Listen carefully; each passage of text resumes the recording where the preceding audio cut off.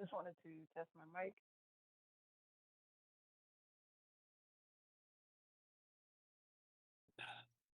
All right, everyone. We're still waiting for a few people to get on.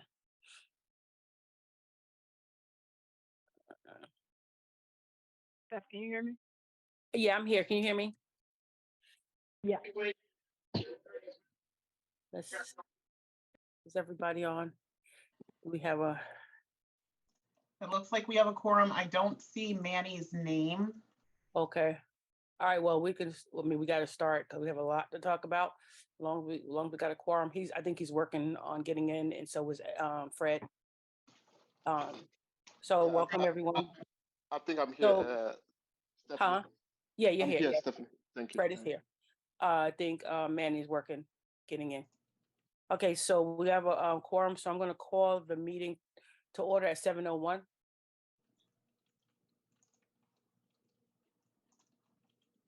Okay. We can go ahead and get started. All righty. So we on the first part of the let me just get rid of this right here. The agenda, we can go ahead and approve the minutes from July 7th. I'm gonna make a motion to approve those minutes. Who would like to second? I second. Okay, all in favor? All right. Fred. Okay, Aye. okay, so we have a majority that approve it, so we can go ahead and have that as approved, and we make note that those minutes were approved. Okay, officers report. Let me see how many people I have on here. I just need to make something clear for everyone who's on this meeting tonight. I know there's been some questions about the walkthrough and management writing people up for compliance with the trash. Right now, we are working on a amendment to the declaration. So until that is, You're listening to the meeting. huh? I didn't hear you. Okay, so until that's finished, and sent out to the whole community and voted on, we're gonna still allow people to leave their trash cans in the front as long as it's covered, just like the resolution. So we're gonna keep adhering to the resolution for trash, which means that your trash can be in the front. It has to be covered with a lattice, and we say covered, not one panel, because that's not covering it. If we see it, then it's not covered. So you just can't leave it out. So, and that's what the resolution says now. So we're just following the resolution. There's nothing that should have changed. Okay. Hey, Stephanie, just to Yeah. kind of address that, I thought when we talked to Marguerite last meeting that we can't issue any citations for it until there's an actual passed resolution, because the current declaration state it has to be in the back. And so until that's passed, we were going to hold on all violations until that was passed. No, that's not correct.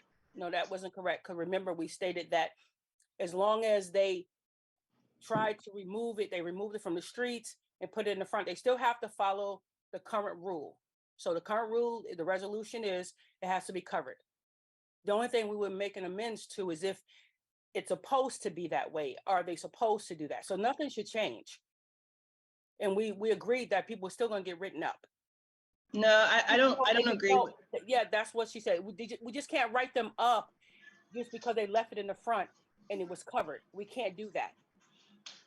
Yeah, I thought in the last. I thought that the last meeting that we had, Marguerite said that because that resolution wasn't in compliance with our declarations, is that right. That's why we were going through the process of rewriting that resolution. And so until that passes, the current declarations state that it has to be in the backyard. And so we agreed as a board to hold on all violations until that was passed, as long as they're not in the common areas, as far as left on the street, left on the sidewalks, left out in kind of open view, but making a reasonable effort to not have to obscure it. And Right, that's what I thought was decided on the last board meeting. yeah, and that was my understanding as well.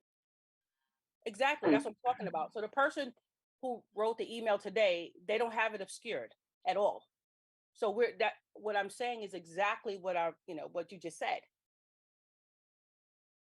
So they all. Yeah, I think we have to, because that reasonably obscured is a little subjective, and she did put on the side of her home, and it's like the email said she was That's not elderly, obscured, though. was behind That's not obscured though.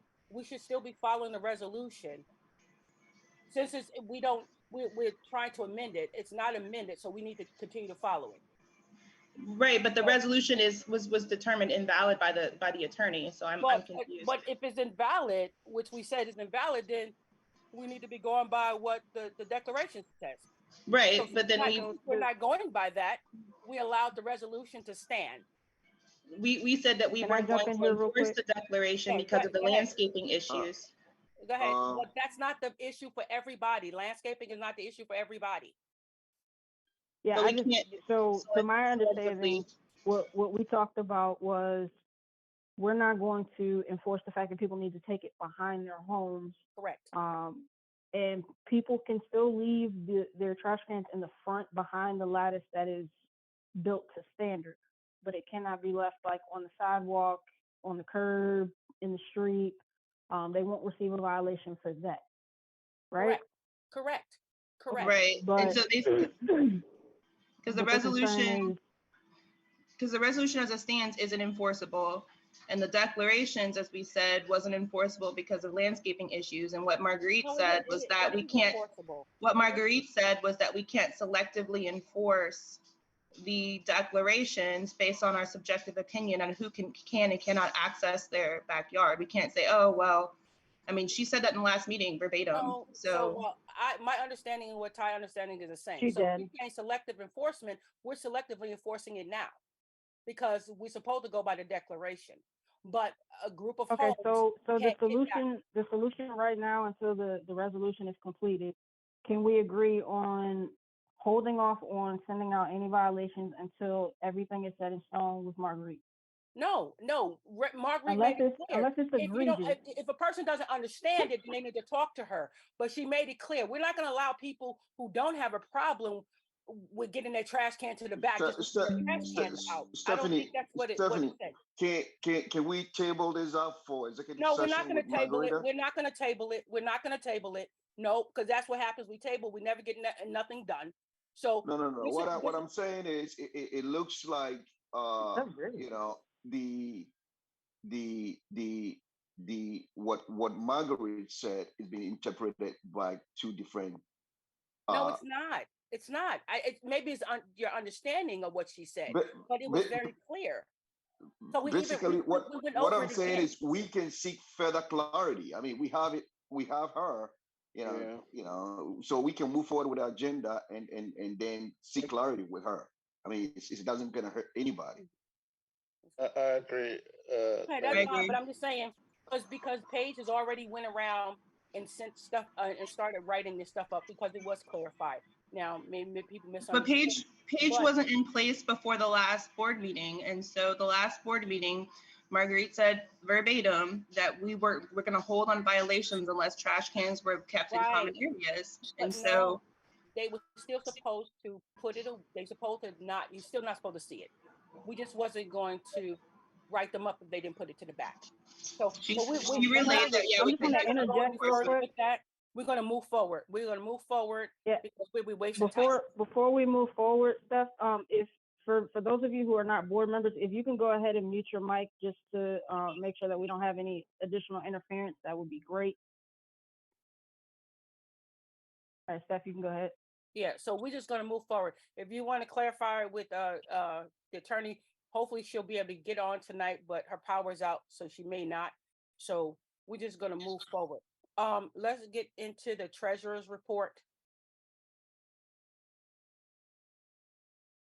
So nothing different to report from from last meeting. So we're still collecting dues. Marguerite provided us the outstanding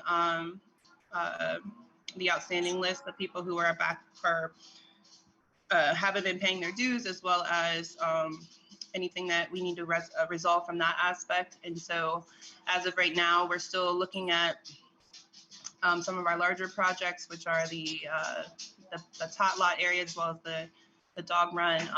But until we receive tangible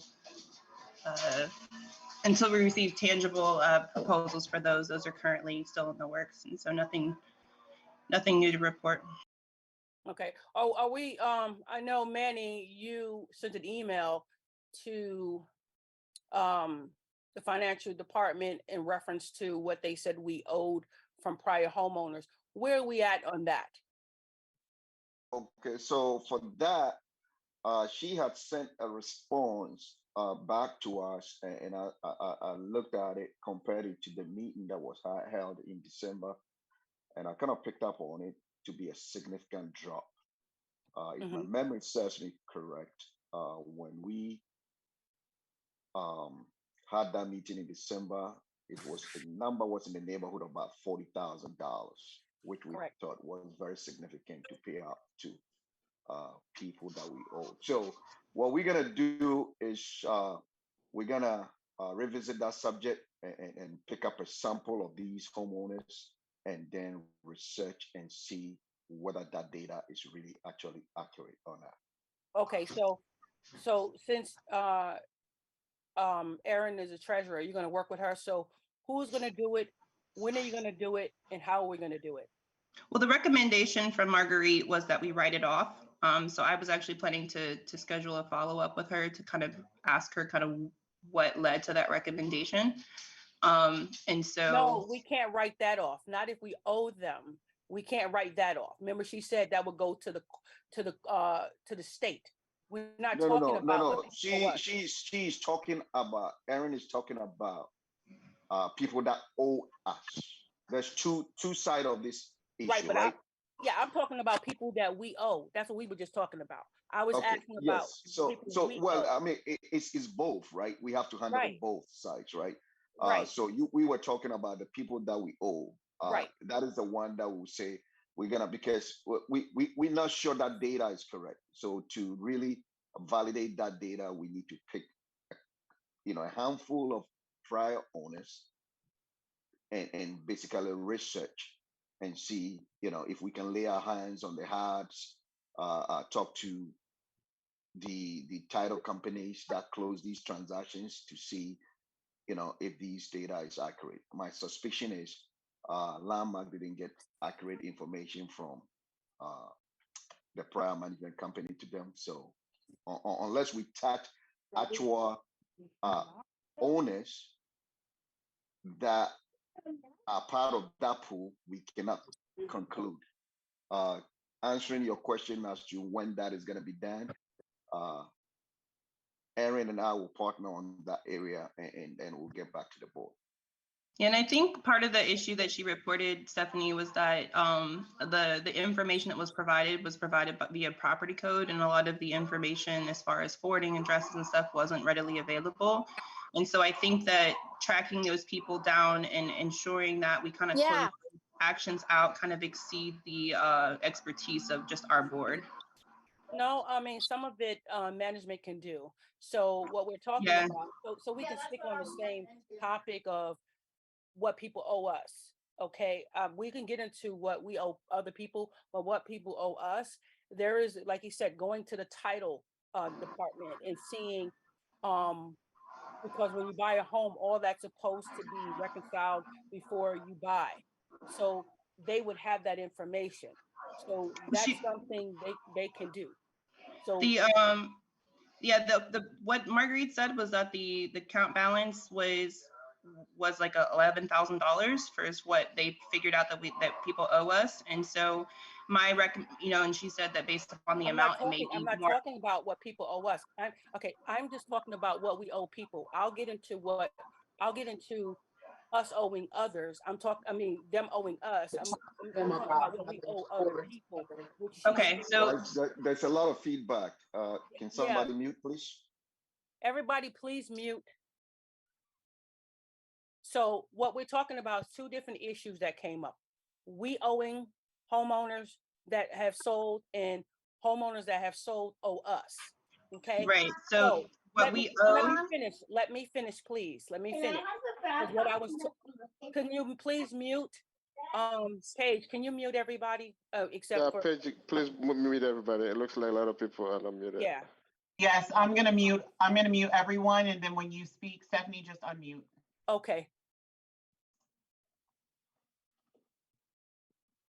Okay, so what I'm talking about, there was two different things that came up. One, we owed money to people and people owed us money. So what I was talking about to Manny is us owing people money. Okay, so it was said that we owed $40,000 at one point. It has come down significantly.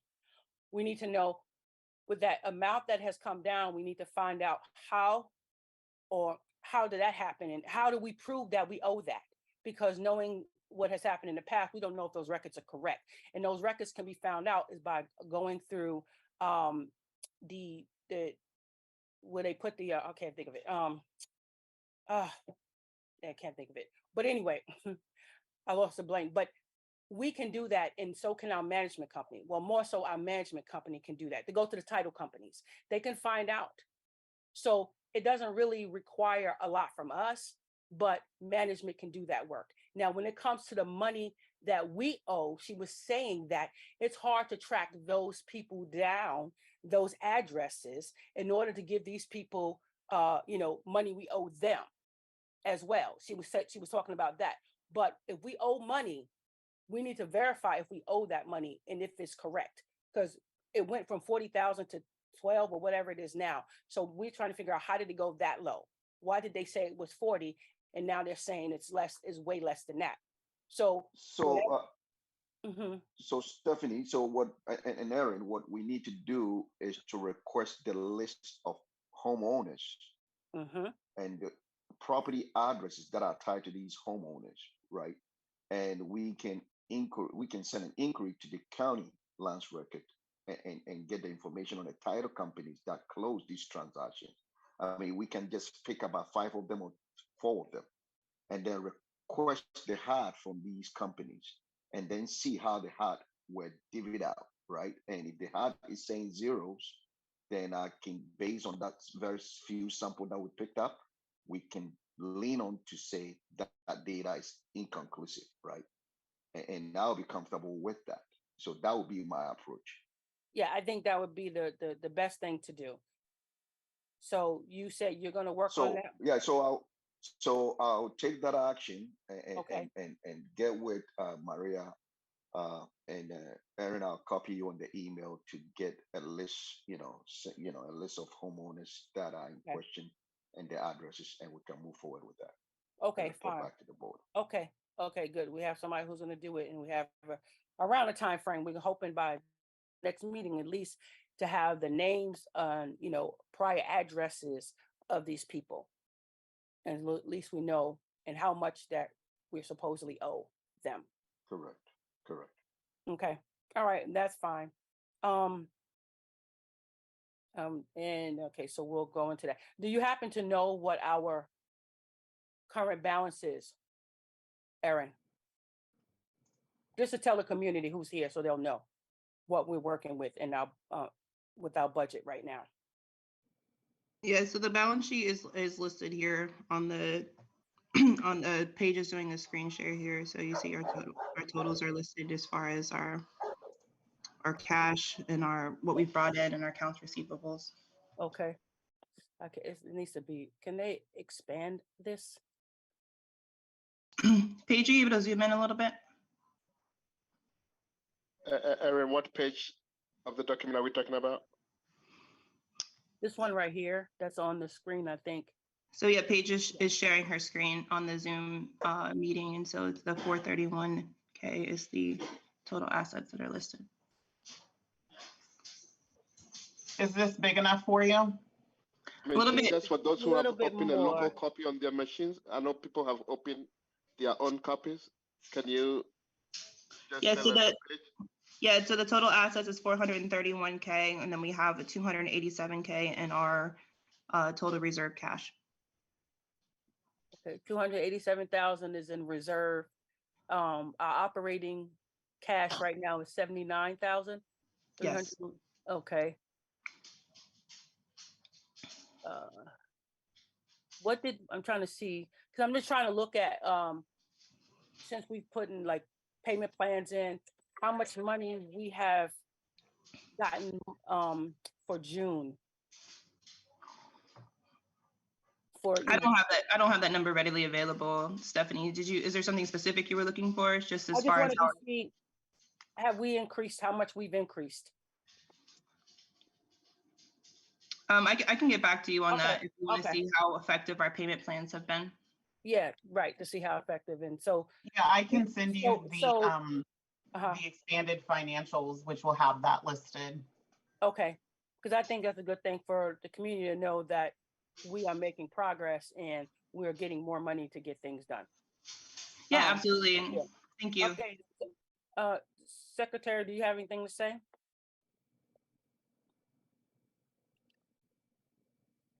Anything, Ty? Is my mic working now? I guess. Yes, She Yeah, might it's I on can working. hear mute. you.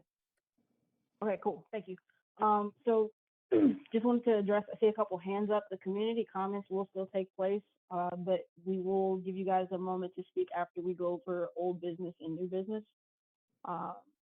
We do have a new community manager, Paige Brown. Her information has been posted on the website, and she is also on this call. So, feel free to reach out to her if you'd like. We've also been collecting a couple pest management bids. We haven't forgot about the issues throughout the community. So we're looking to secure something not only for the tail end of summer, but something consistent throughout the year and for next summer as well. We are waiting on one more quote. I believe, Stephanie, you met with a contractor today, right? Yes, and he said give him about 48 hours. And that's Okay, for cool. yeah. Yeah, and the company I was supposed to meet with today at 5:30, we rescheduled for Friday just because of the storm coming in, and they will be coming from Arlington. So Okay. I said that was fine. Okay. And the new parking resolution has been drafted. It's still under review. Just need to make a couple modifications and talk about it as a group, and then that should be ready to go before the new pool pass season. We do have a couple dates published. Just wanted to go over that real quick. This is also on the website if you wanted to review it. And it is also on the August newsletter. So that should have been sent out by Paige. Was it today? Yeah, Yep, it was today. Mm-hmm. Okay, cool. I got it. So it was sent out today. As far as upcoming events, so September 4th, this is tentative. The community pool party will be that day. September 16th will be the community yard sale, and then September 18th is our next board of directors meeting. As far as parking pass distribution, we have target dates of October 9th, October 10th, October 23rd, and October 24th from 6 p.m. to 8:30 p.m. Once we solidify the process and how we are going to collect information and give you all what you need, we'll post that information on the website and send it out via the management company. I believe that's all I have. Okay. All right. Okay. Yeah, that's all I have. Okay. So people who are on iPhones, what can you please let us know what home you live in? And then in your name. And also people on iPads. I think it's important for them to update that on Zoom with their names and address, or probably the addresses Yes. as well, so that we can identify who is online here. Yeah, that's what I'm asking, if they can do that so we'll know who's online. 1007 Kings Crest. Okay, which number is that? Which phone number? Because I see what. It just says iPhone for me. I don't know. Some of them are coming up as iPhone or iPad. Okay. I'm not sure. So one says iPhone. Would it be easier if we just have everybody type in the chat? Yeah. The 540, was it one? Yeah, 1405. Who's 405?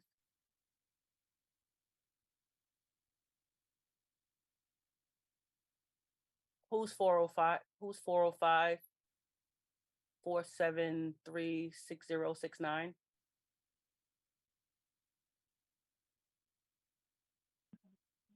That would be me. Can you please say your name and where you live? Audrey Lynch. And why are we publicly sharing our addresses and names? Because we need I'd to know, rather like, so we need to know who's in here. It's supposed to be it's supposed to be members of the community only. So if we just have a number, we don't right. know. I live here. Okay, What I'm saying wouldn't it be better if we were able to privately message you directly our name and our address? but we need to know the names. So your phone number's up here. So Okay. I don't know. Audrey Lynch. I live, Yeah, as Noel so, said, 7 Windridge, Okay. but I value my privacy. So Yeah, like, no, I this don't is want just to a phone standard number is practice in here, though. for meetings. So when we have meetings, it's just standard practice. If we can't identify a homeowner, we actually do remove them from the meeting. Again, just because we're discussing things that are specific to our neighborhood. We're not asking for anything that isn't public knowledge. We just want to verify who's in here. Okay.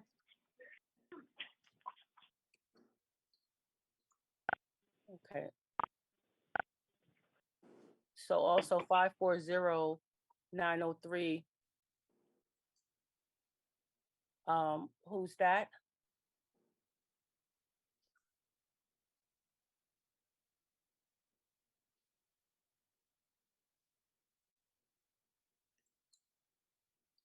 (903) 7222. Who's that?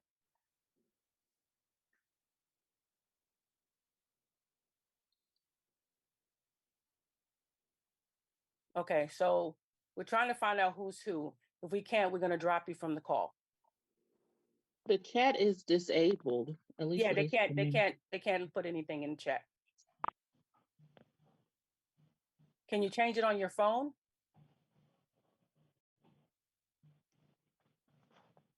To put your name in it? Well, it's not me that you're looking for, but I noticed that on Oh. mine. I'll try it.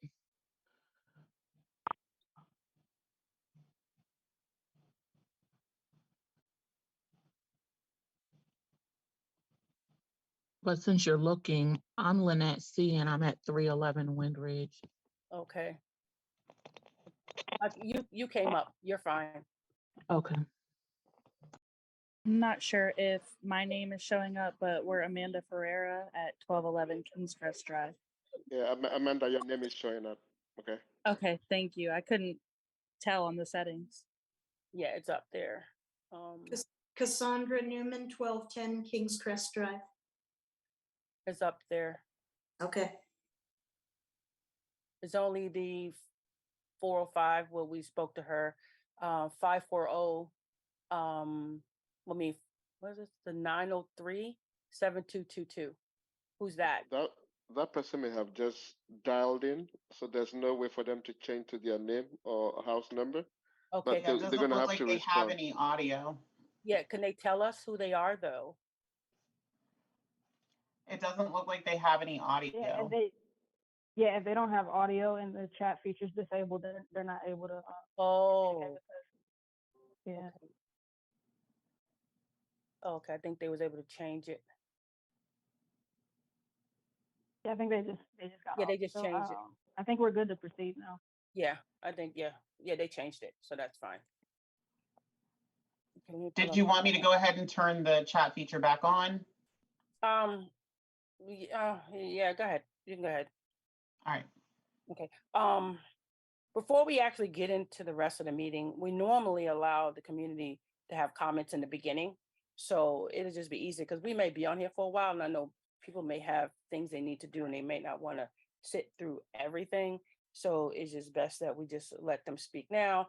But just to let everybody know, if you have anything to talk about that's part of the agenda, we will not be answering that because we'll be discussing that in the meeting. So anything you have to talk about other than what's on the agenda, please do so.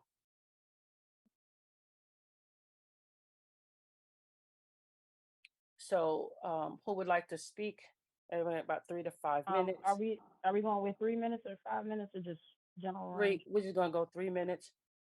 We have a long meeting. We have some hands raised, so if you guys just wanted to call on those who have their hands raised. Yes. Let me try to see who has. Trying to get to. So there is Danny. Okay, Danny. Let me see. Hello, We'll this is Danny at we'll just go down the line. Danny, James, Tiffany, Audrey will be, and then that's it. So Danny can go first. That is Danny at 511 Windridge. I'm on here. I'm calling because, at least from what I just heard, you guys have some money like HOA dues that you're trying to either get back or get what's owed or pay back what you owe for, whatever that may be. And then you're trying to figure out that amount, who you're going to give it back to, if you have to give it back to them. And then you also put a notice on my door for I guess, to go to court to pay dues. There's almost $500 in HOA. I'm sorry, not HOA dues. That's a personal issue, and now we have to go into executive session. We can't discuss that, your personal issue here. We have to go into executive session. Okay, well, I'm not allowed an executive session, and my question is, there's $500 in fees, and is there a way the board can help the homeowners out, considering the lack of consistency this board's had in dues and management companies, a way to pay them in the changes? Okay. So if you want to bring me an executive session, I'm happy with that. But I've sent emails and I've got no response. No, they responded back to you. And this is for anyone. Before those letters went out to anybody and before anybody got into payment plans, everybody was given notice about what they owed. It took us almost 2 months to decide how we were going to move forward with everybody. So everybody knew what they owed. Once we decided, okay, here's a payment plan, everybody needs to be on it, everybody got a letter at least a month in advance. Okay. So if they did not respond to the board in that time frame that they were given, then they had to go to the attorney. And once it goes to the attorney, it's out of our hands. We gave everybody more than enough time. So in your meeting earlier, you still haven't exactly figured out what's owed and what's not owed. That has nothing to no. What you're talking about here has nothing to do with your stuff. This is something else. This is something that happened years ago. This is not you. That's not you. So at this point, if you have I'm being asked to pay dues from previous management companies that you guys just said in your meeting that isn't, you can't trust it because you don't know it. You're looking at waiving those fees because you don't know if they're valid. Right. And like I said, if anybody had a question, they could have brought that up. If you didn't have a question about it, then we assumed that you accepted it and that was it. So at this point, that's why I'm here, and I sent emails to get it. Right. And hey, Danny, just real quick, the outstanding the dues and stuff that we're talking about, or we talked about in the beginning, are for people who no longer live in our community. And so they were people who've sold their homes or have since moved on that were trying to that during a time where we had a different management company, and we're trying to close out those accounts, if you will. And so those have nothing to do with our current open accounts where our dues are actively being calculated and the statements are being provided to you. So just for clarification. Okay. Now, if you can't trust them for those houses. Okay. Well, the time has expired. So again, we did make every effort to communicate to the community. The same address that the letter you received, that was the same address that we used for all the notices. If you'd like to speak with who you are currently speaking with for this matter, that's completely fine. If you'd like to contact the management company, that is great, but we can no longer get involved in the process that you're currently in. But you guys are able to make motions to waive fees for your residents. So your time has ended. If you cannot mute it, and we cannot move on to the next person, we are going to have to remove you from the meeting. Wow. Okay, so if any further question has to go to the attorney. If you refer to the attorney, you have to deal with the attorney. We can't do it. A motion was made. that we were not going to do that because we gave people ample time. So at this point, you have to deal with the attorney. Okay. So the next person on the list is James. Mhm.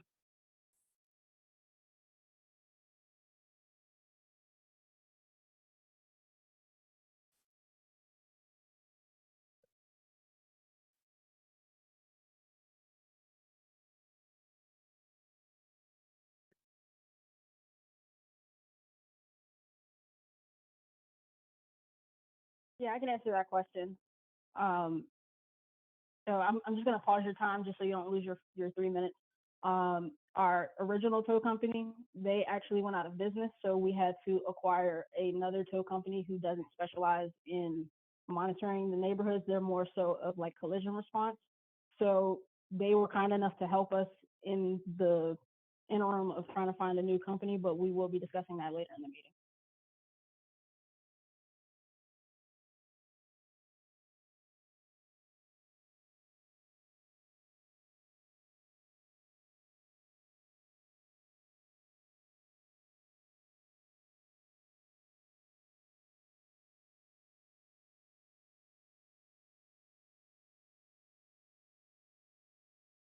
Can you read that for us, please, so we can address it?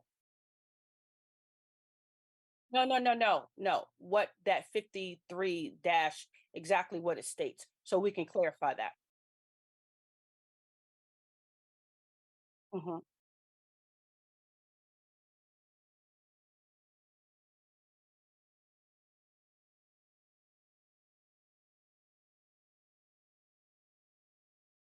Mhm. Mhm.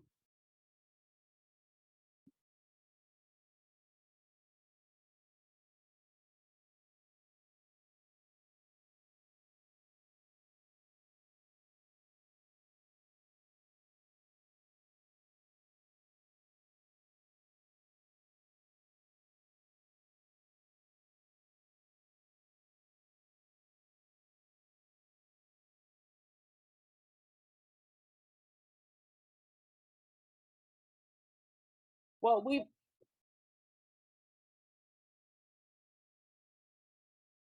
okay, well, what we'll do, I'm gonna answer that question, and then that's gonna be the end of that.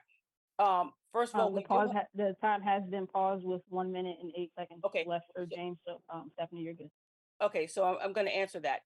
The board has taken that. First of all, you were on the board at the time when we tried to communicate. First of all, if you look at that resolution that the state has, that's in reference to communities more so that don't have HOAs. So they have to put something in place for the community members to communicate. And one way is through Nextdoor, one way is through Potomac Hills HOA, Homeowners Association, which you are the person in charge of that. So when we initially had that, you were communicating, people were also communicating on there with each other as well as the board. So that is our means. Now, since you had taken it over and you control what goes on there and what comes off there, it became a problem because it became, more of a argument session as opposed to people trying to help each other. And that's not what we wanted. We wanted it to be something where people got on there. If they needed help, they can do that. But any questions that they have or concerns, they have the emails board. They also have management's email as well. So they have means. Those are the means that are in place. So we are in compliance. So please don't make people think that we're not. We are in compliance. Okay. I have. I I would invite. Okay, yeah, I would.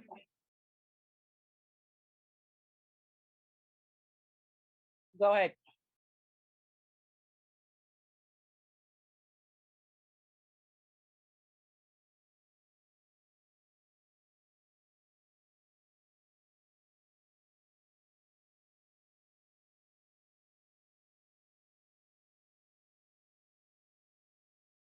Well, it was initially So can I by can the I jump in community. here?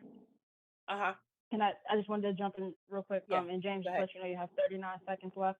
So So as far as a means of communication that's free. What are your recommendations?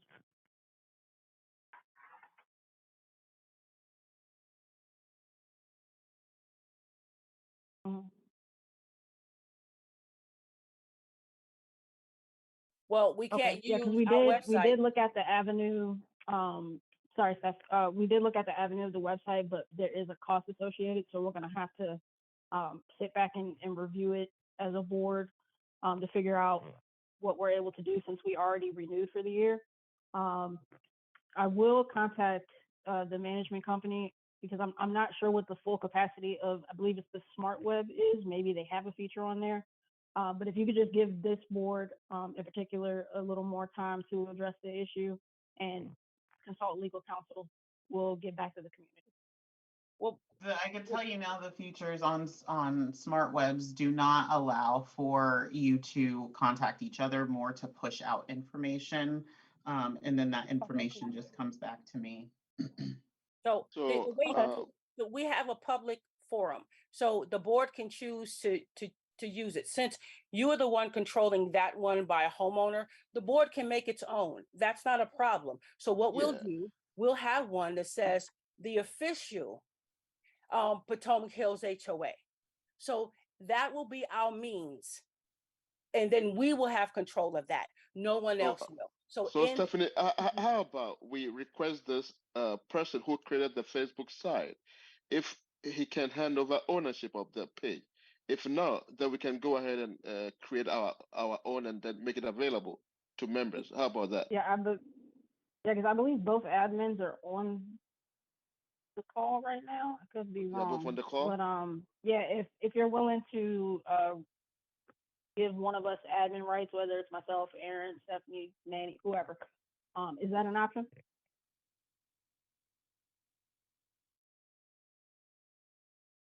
yeah, so okay, so since Shelley's in control of that, that was made back when that was for the community. So whatever they're asking for now, it was made for the community to communicate. So I'm not sure, because if we want to be in control of that, we don't want anyone on the outside controlling that, because we know then the narrative can be spent. We don't want that. So the board has to control it. So my suggestion is we can have our own, because we've already made it clear since all the negative things that was going on that site, that the board did not want to be associated with that. So and then we didn't want people to go there because misinformation was given. We don't want that. So if we have our own, we can make our own, and then people can utilize that. And then they can Okay. just start going there without having to, they can still use that if they want to, but we'll have an official one. All right. Yep. So Stephanie, That's a good Yeah, let me idea. Stephanie, let I me let actually, me let me also chime in here concerning James' questions. I think we should go back to what Ty had, the information that Ty responded.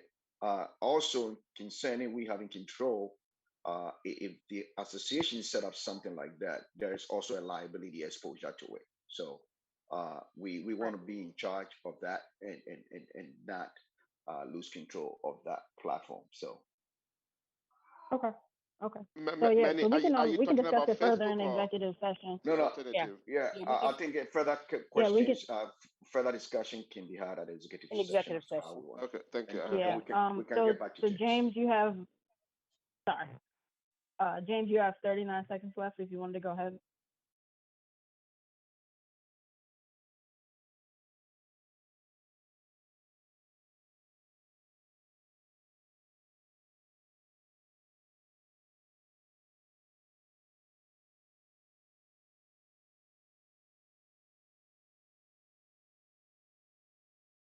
Well, okay, So I can. Oh, Steph, you I got want it. to let me address that. I don't know what you're talking about. Can you clarify? You said trespassing. How is it trespassing? Explain your definition of trespassing.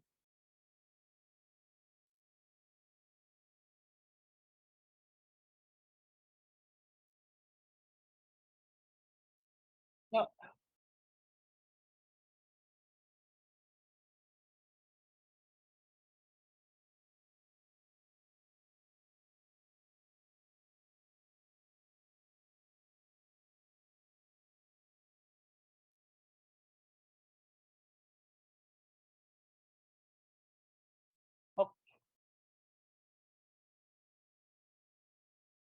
Okay, what trespassing? I mean, if when the courts give you documents and they tape it on your door, do you say that's trespassing? So in the future, trespassing is if someone come onto your property and you tell them to leave, you have trespassed them and they don't.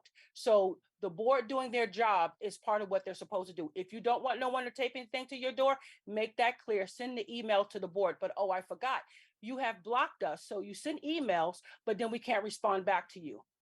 Okay. Okay, so, yeah, you Okay, did. so hold on, Okay, whoa, but whoa, anyway, whoa, whoa, whoa, whoa, whoa. No, no, no, Hold no. on. oh wow. Since when? Since when? You Okay, so It's okay. Ty, Ty, can we move forward, please? Ty, can you We step in, have Ty? yeah, this let's Ty, can you just move step in, forward. Ty? At this point, yeah.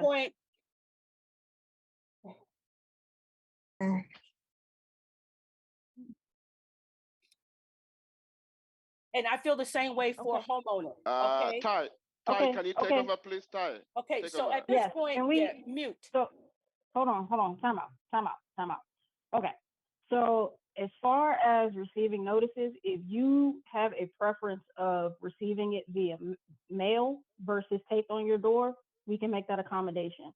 As far as let me finish. I did not cut you off. As far as a response being prepared for homeowners to clarify what trespassing is and notices on the door and things like that, again, we can follow up with Marguerite and see what she advises. Outside of that, I personally will not put anything on your door. I don't know about any other homeowners, but we will be sure to make note to email you what you need. Oh, I'm sorry, mail you what you need.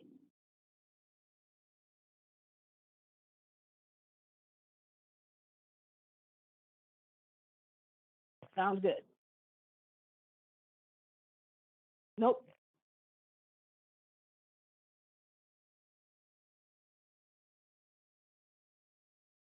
Sounds good. We'll make note of that. And then what was there was a second part to that on the back end?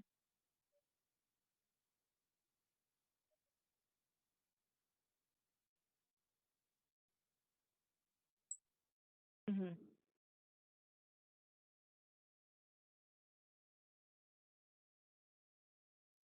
Mm-hmm.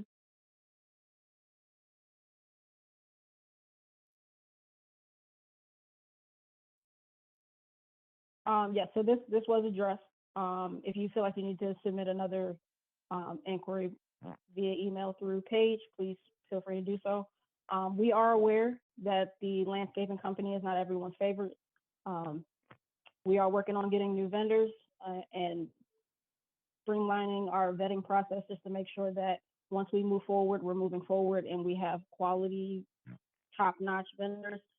Unfortunately, the last go round, and I believe you were on the board at that time. I'm not 100% sure, but our last contractor just didn't want to renew, so we had to go with who was available and who was recommended to us. So we will definitely take into consideration all inquiries that are submitted to the board via email, consider them at the time of review of the contract, and utilize that moving forward. Okay, I want to your speak. time Okay, has expired. yes, time has expired, but I'm gonna say something to that. With any vendor we've had that was when it comes to landscaping, they've thrown dirt. We've seen the video. They threw dust on your car, a little bit of dust on the car. He also, well, I'll say James also responded and stating that, oh, there was no damage this time or whatever, so he wasn't going to pursue whatever. Okay, if there was true damage, that's what insurances is for, because we can definitely contact the landscaper and they will handle it if it was true damage. All you have to do is submit the photos. But just to keep in mind, any landscaper can do that. It doesn't matter if they're good or if they're not. That can happen when they're using the weed whacker next to the vehicles and they're trying to give us a sharp line. That dust can be thrown up. So, and mistakes happen. Not saying it doesn't. So it has nothing to do with the fact that we told this landscaper. It can be with any landscaper. Okay, just to keep that in mind. That's correct. I agree, Stephanie. Okay, let me get to, The next person is Tiffany. hold on. let me- Yes, This good. is also Oh, Wendy. okay, I'll I'm hold sorry. on. This is Wendy. I'm on the phone, but can I just get a chance after she speaks? Tiffany, Yes, Audrey, are you I'm okay with here. that? it's Do Tiffany's I go. need? I promise Okay, it'll be go quick. ahead. Can I go ahead? No, You go good. ahead. Go ahead. Yeah. Okay. I'll go ahead and apologize now. I know communication was just a part of a lot was just said, so I do apologize if what I'm about to ask you was already addressed. I do appreciate on that Facebook page when I see when the homeowners meetings are, and I do go to the website. But the emails, is that for everybody, or to get emails from our community manager? Is that just for who is that for? Basically, what I'm asking. You're talking about, there's two emails. There's one that's directly for the board. If you have a question directly and you want to address the board, you can email us, and that's the Potomac. Let me look at it. I always forget it. No, I have that one. Not okay. cut you off. I Oh. have that one. But like Eh. when you send messages to the community, is there an email that we should be signed up for? I just want to make sure I'm not missing anything. No, That was my concern. When we say messages to the community, it's really the community talking to each other like they do on Facebook, or when they complain about the board or anything like that, or they complain about each other. They can go on next, or they can go on to the Facebook page, and they can talk amongst each other. But when it comes to talking with the board, you can talk to the board directly via email or through management, whichever one. Okay. All right. Thank you. I promise that was it. That's what. Thank you for your time. No problem. Thank you. Okay. Rain. Okay, I'm just gonna pull up. So the next lightning. Is somebody else? Audrey.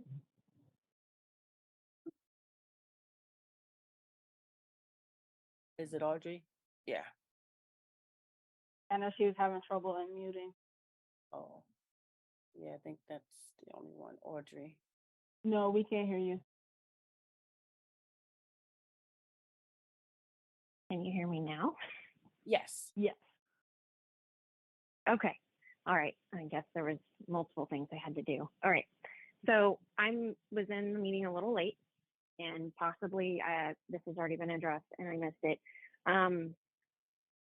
What is the plan for all the brush and trash and stuff behind the Windridge houses? I know we're supposed to be that's on the pulling agenda. our trash cans around if possible. Okay. Yes, that's on the agenda that we're going to be discussing with the trash. With the brush. And we discussed also that an amendment has been written by our attorney, which has to be signed from, I think, 75% of the community. Not just the community, the homeowners, to approve to allow trash cans to be left in the front with a lattice covering it. Right now, it was not supposed to be, but the attorney said, okay, fine, we'll leave it for now. But then we got to get this out to everyone once they sign it. But when it comes to the brush in the back to be able to bring a trash can, we're working on that. So tonight we'll be making a decision on who will take care of that. Okay. That's what I was wondering. Yeah. I just know that behind my particular row of houses, there's also a bunch of trash and poison ivy back there. And yes. Are you on Windridge? So. Are you on Windridge? Yes, ma'am. Yeah, it's. Yep. Yes, ma'am.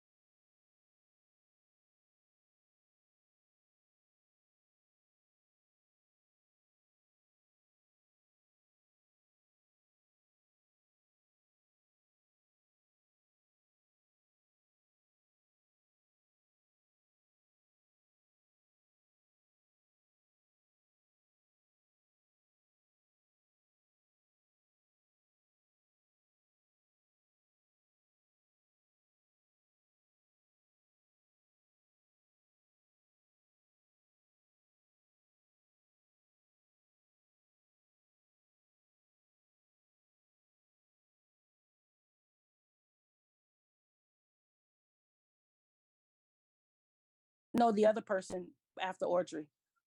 Amanda. Amanda. So what's your question, Amanda?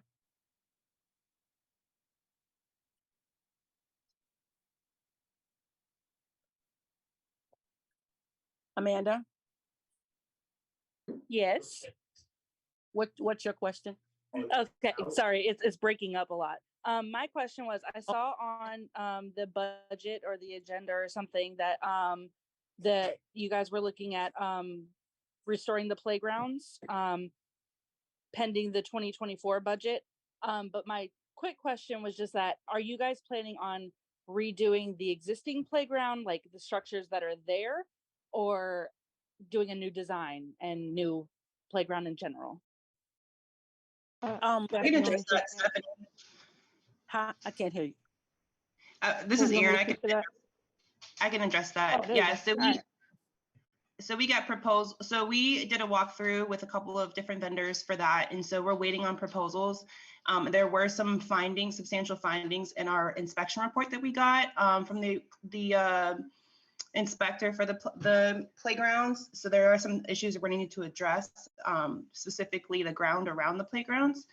And so nothing that forces a full closure or anything like right now, but something that is in consideration for our upgrade.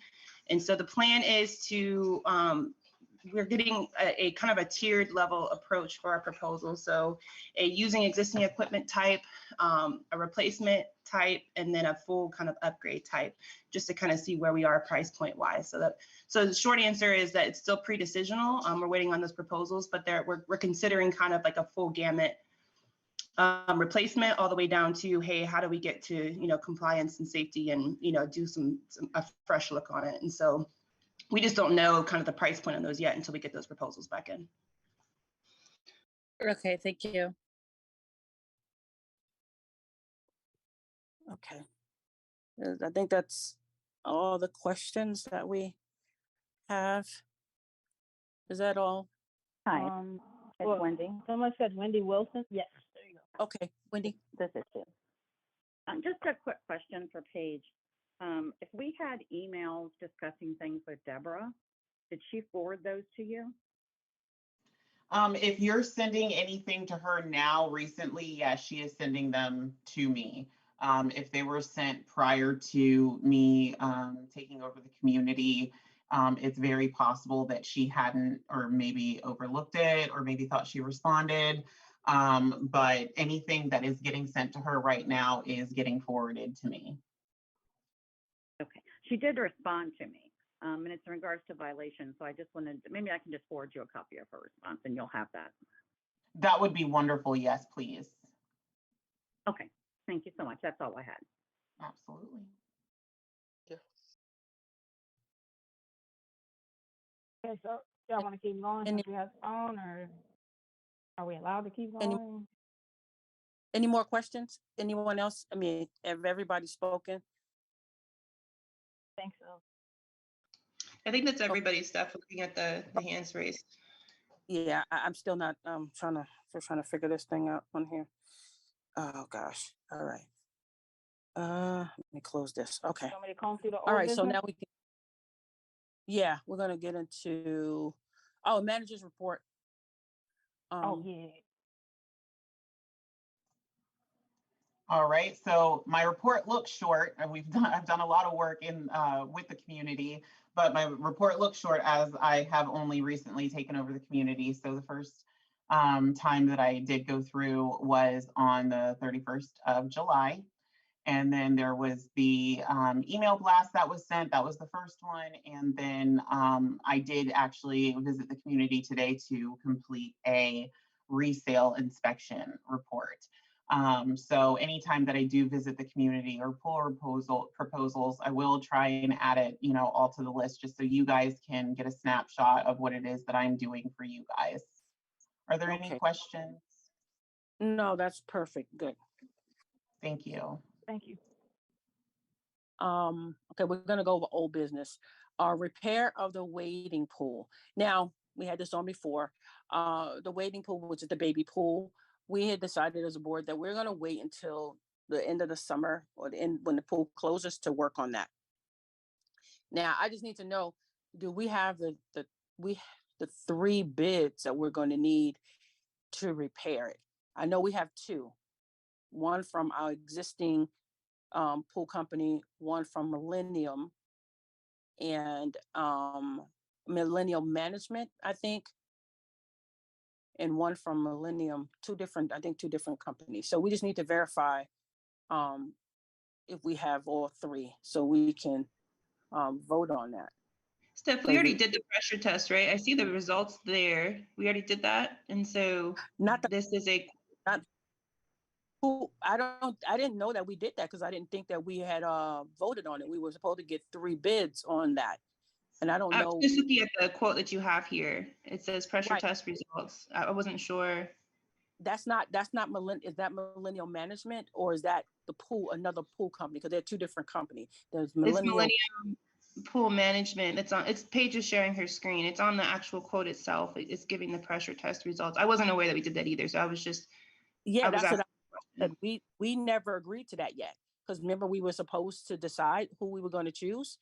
So I think all of that, it says here, return. I mean, if he did that, where did we approve and what did we pay for that? Because here we have a $4,000 amount. Which that's for the actual repair. Let me look back real quick just to be sure.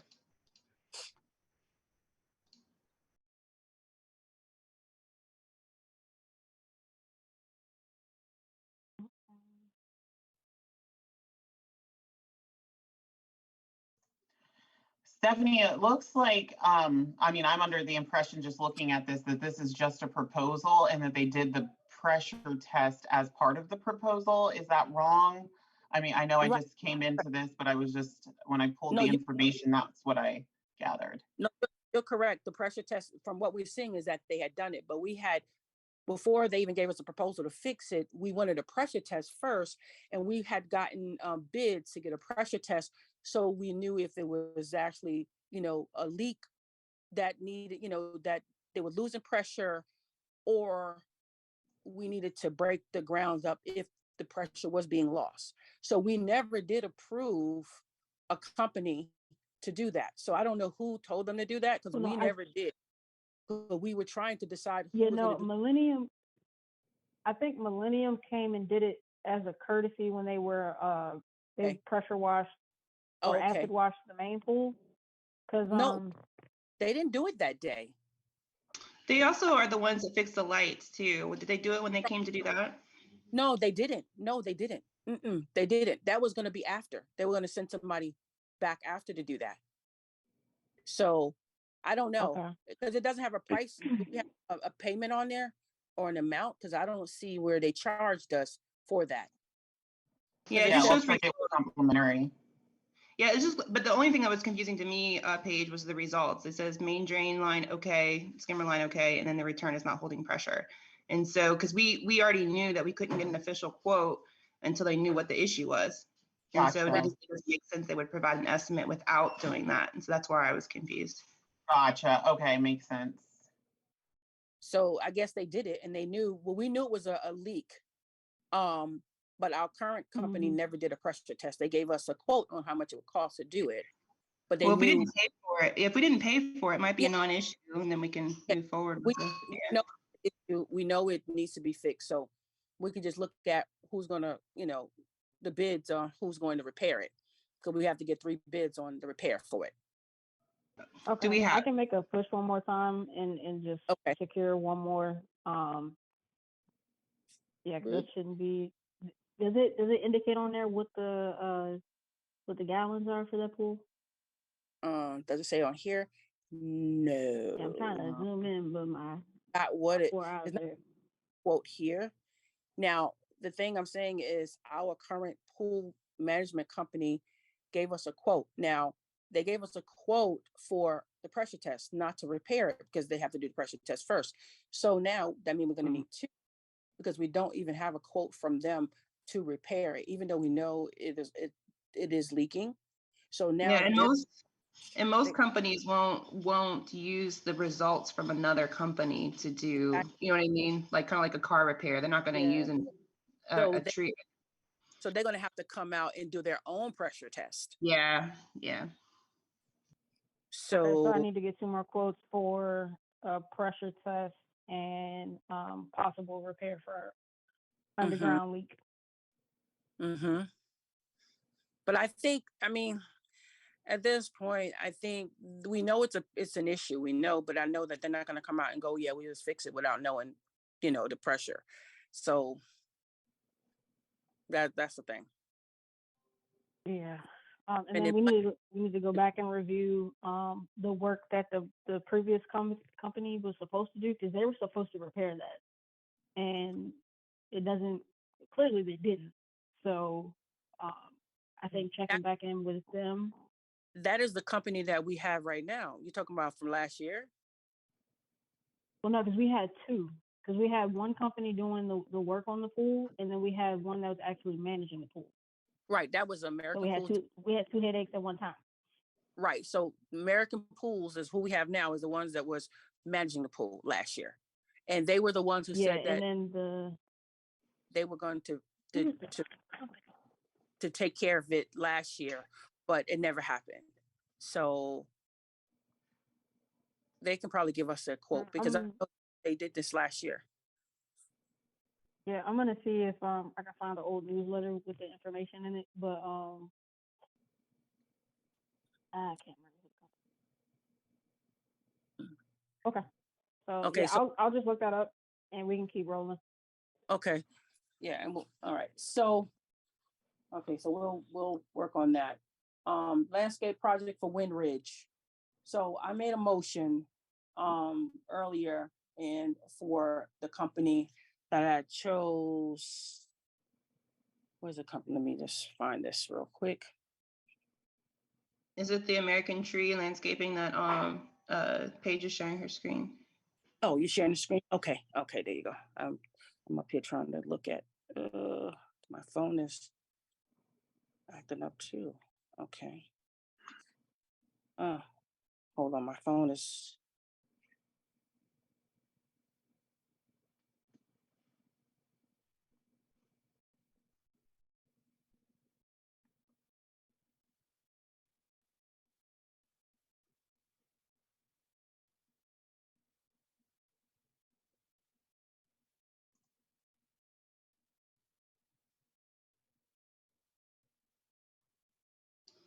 Is someone speaking? I can't hear.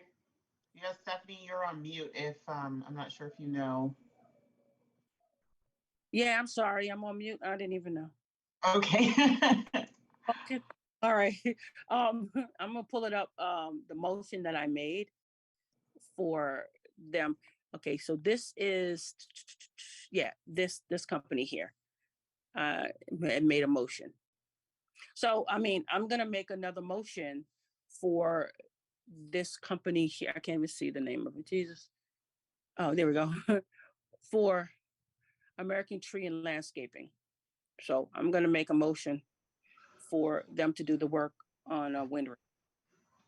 We received another bid for much less money for this. We received that earlier today. And then the other 2 bids that were provided with the original motion I don't think were valid, because there was no response from one, and the other one wasn't an actual company. And so which one wasn't Okay, so before we move forward with the motion, so I know there was some back and forth as far as what the estimates said, what they were going to do, things like that. The one that came through today specifically, my concern is that the company runs out of Maryland, and then it states that if we have any issues with them, we have to take the suit to Maryland. exactly. That and my $12,000 threw up a flag for me. Then $12,000 to do both sides of Wind Ridge. That's a large project. And my understanding is, do they even know? Did someone walk this whole community on both sides with them and tell them exactly what they're supposed to do?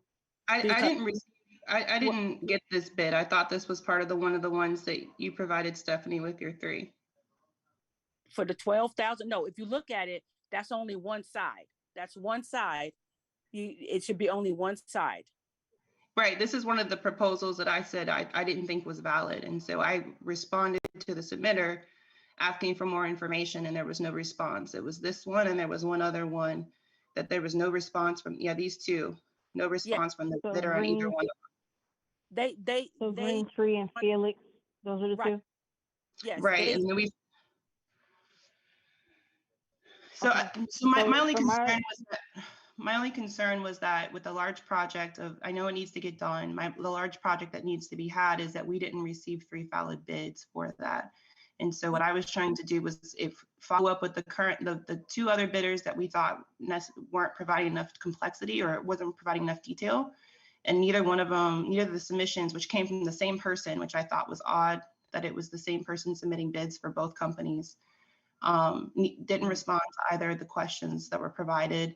And so I followed up with the additional landscaping company that we had used or that we had talked to previously, and he provided a quote today.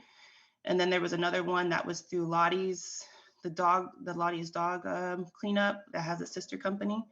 And they were providing a quote later this week. And so I just thought it would be worth to wait till we have at least 3 valid bids before we made a vote.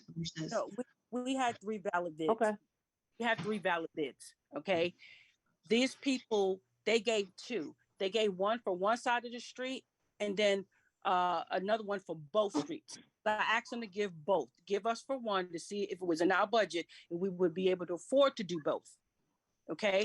So they gave one and then they gave another, which was both sides. So they are valid. No, I'm talking about the Felix and the Green. I responded because Ty came back and said that they didn't provide enough information in their bid proposals, or excuse me, their proposal submissions. And neither one of, and it was those 2 submissions. What didn't they not provide? That's what I'm trying to find out. Y'all keep saying they don't provide. For me, and from my standpoint, I feel like Felix, the wording of his contracts, that automatically eliminates him for me because it's not specific enough. It's saying pruning all trees that are hanging over a fence 6 to 8 feet, cut back and brush 6 to 8 feet from the home. Like, it's just not as detailed as the original contract that I was ready to go with. So to me, they were already out. And then Lottie's, I haven't seen anything from them yet. And then That was is it Green that was the Tree? other one. So what? So Okay, is that the one out of Maryland? See, this is what that was the one we got today. Or no, sorry, that was the one that I sent the follow up on yesterday, and they're supposed to submit later this week. And then the one that was 3,500, that was the one that submitted their proposal today after we did like the revamped walkthrough. And so, because the concern was that we didn't have 3 equitable bids to actually compare. And when I followed up with the 2 companies that seemed to come from the same person who sent their proposals via iPhone, they didn't respond. And so that was a red flag to me that we're not comparing apples to apples when making a decision of this magnitude. That was my concern.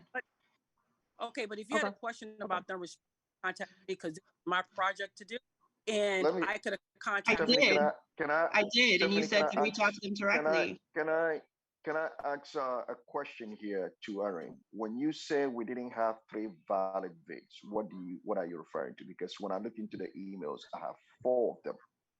Exactly. So when Stephanie made the motion to approve the bid for 19,000 whatever, I asked the question, or I said I didn't agree because technically or usually when you do a contract review, proposal review, you go with the lowest cost technically acceptable. And there was no justification why we would pay almost double for a company other than the other 2 that provided bids that were much less. And so then Ty came back and said, well, I don't think the other 2 that bid lower were providing enough information. And so I said, well, then we should follow up with them for more information. And I received 0 response. And so rather than just go forward with the proposal that was the one that was complete, I said, I think it's worthwhile making sure we have 3 fully fleshed out proposals to compare, because I don't know from my personal experience if $20,000 is a fair price. Well, we had 3. And that's fair. Well, so sorry, Steph. My stance with it, I'm just thinking from a standpoint of we've we've dealt with contractors who were the cheapest, and we realized that that's not working for us. So, not that I'm not taking the price into consideration, and I'm not, discounting the fact that we shouldn't just go with who shows up first, but again, I made that decision based off of what was provided in the time frame that we agreed upon, because we know this contract is time sensitive. And two, who's going to do the best job? Who's going to what? And to me, on paper, who's going to do the best job? And to me, on paper, American seemed like the best company. But I don't have an issue if we want to push this back another week until we get that additional bid in. That's completely fine. But I just feel like once we have that in, we need to compare them all together. I feel like we've already knocked out Felix. We need to look at Lottie's. We need to look at American. And then I guess Green Trees full service can be brought into the mix as well. And we need to go ahead and make a decision, because these trees they need to be taken care of.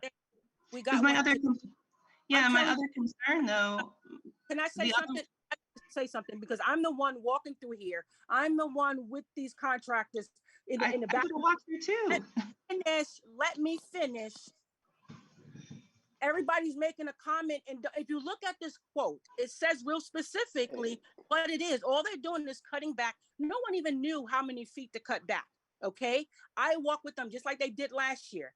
Okay, Felix is the company that actually worked with what's the name last year, cut back those trees. Okay, I was the one walking with them, making sure this was done. So I know what they're supposed to do. 6 to 8 feet.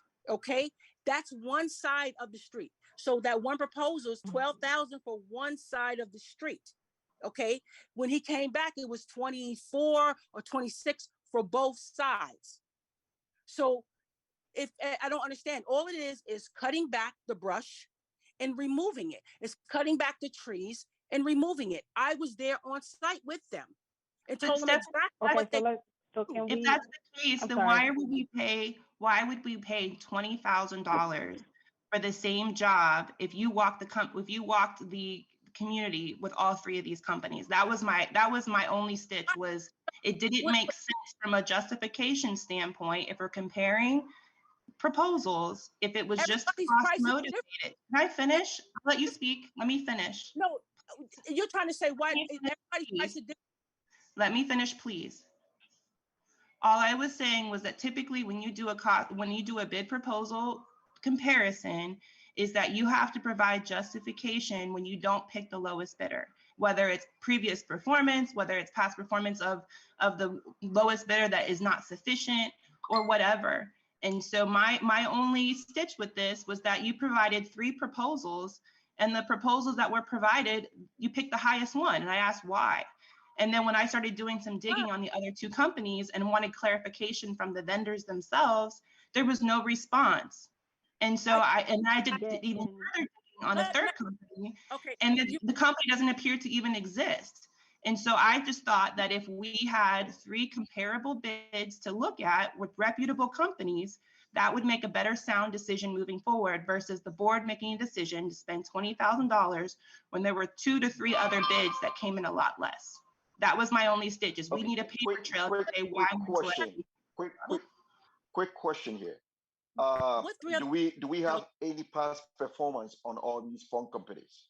I know Phyllis has done some work for us in the past. Right. Do we have any past performance? Do we have any reviews on these companies? No. Do we have it on any of them that we've chosen? So why would we pick the most?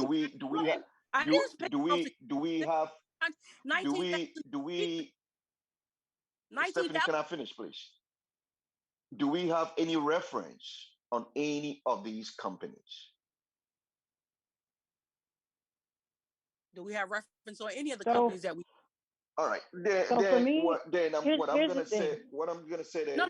Let me finish. Addressing it to me. So let me talk. Let me finish. Stephanie, I'm not. Stephanie, I am not done. Can I finish? Then you can talk. No, Manny, I was talking. She was talking to me because I need to address that. Okay, go ahead. Because the who I chose is not the highest. The who I chose is actually the lowest. That 12-2 is one side of the street. The 19 is both sides of the street. So don't say that I chose the highest. That's not the highest. And the person who's 3,600, that doesn't explain what they're doing.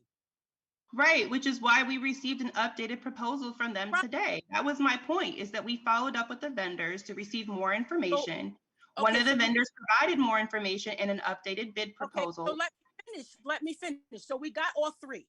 Okay, we got all three. We got the guy who gave the 3,000 because nobody walked with him the first time. So he came back another time, and he's going to come back and do again, and gave us another quote. So we got that quote.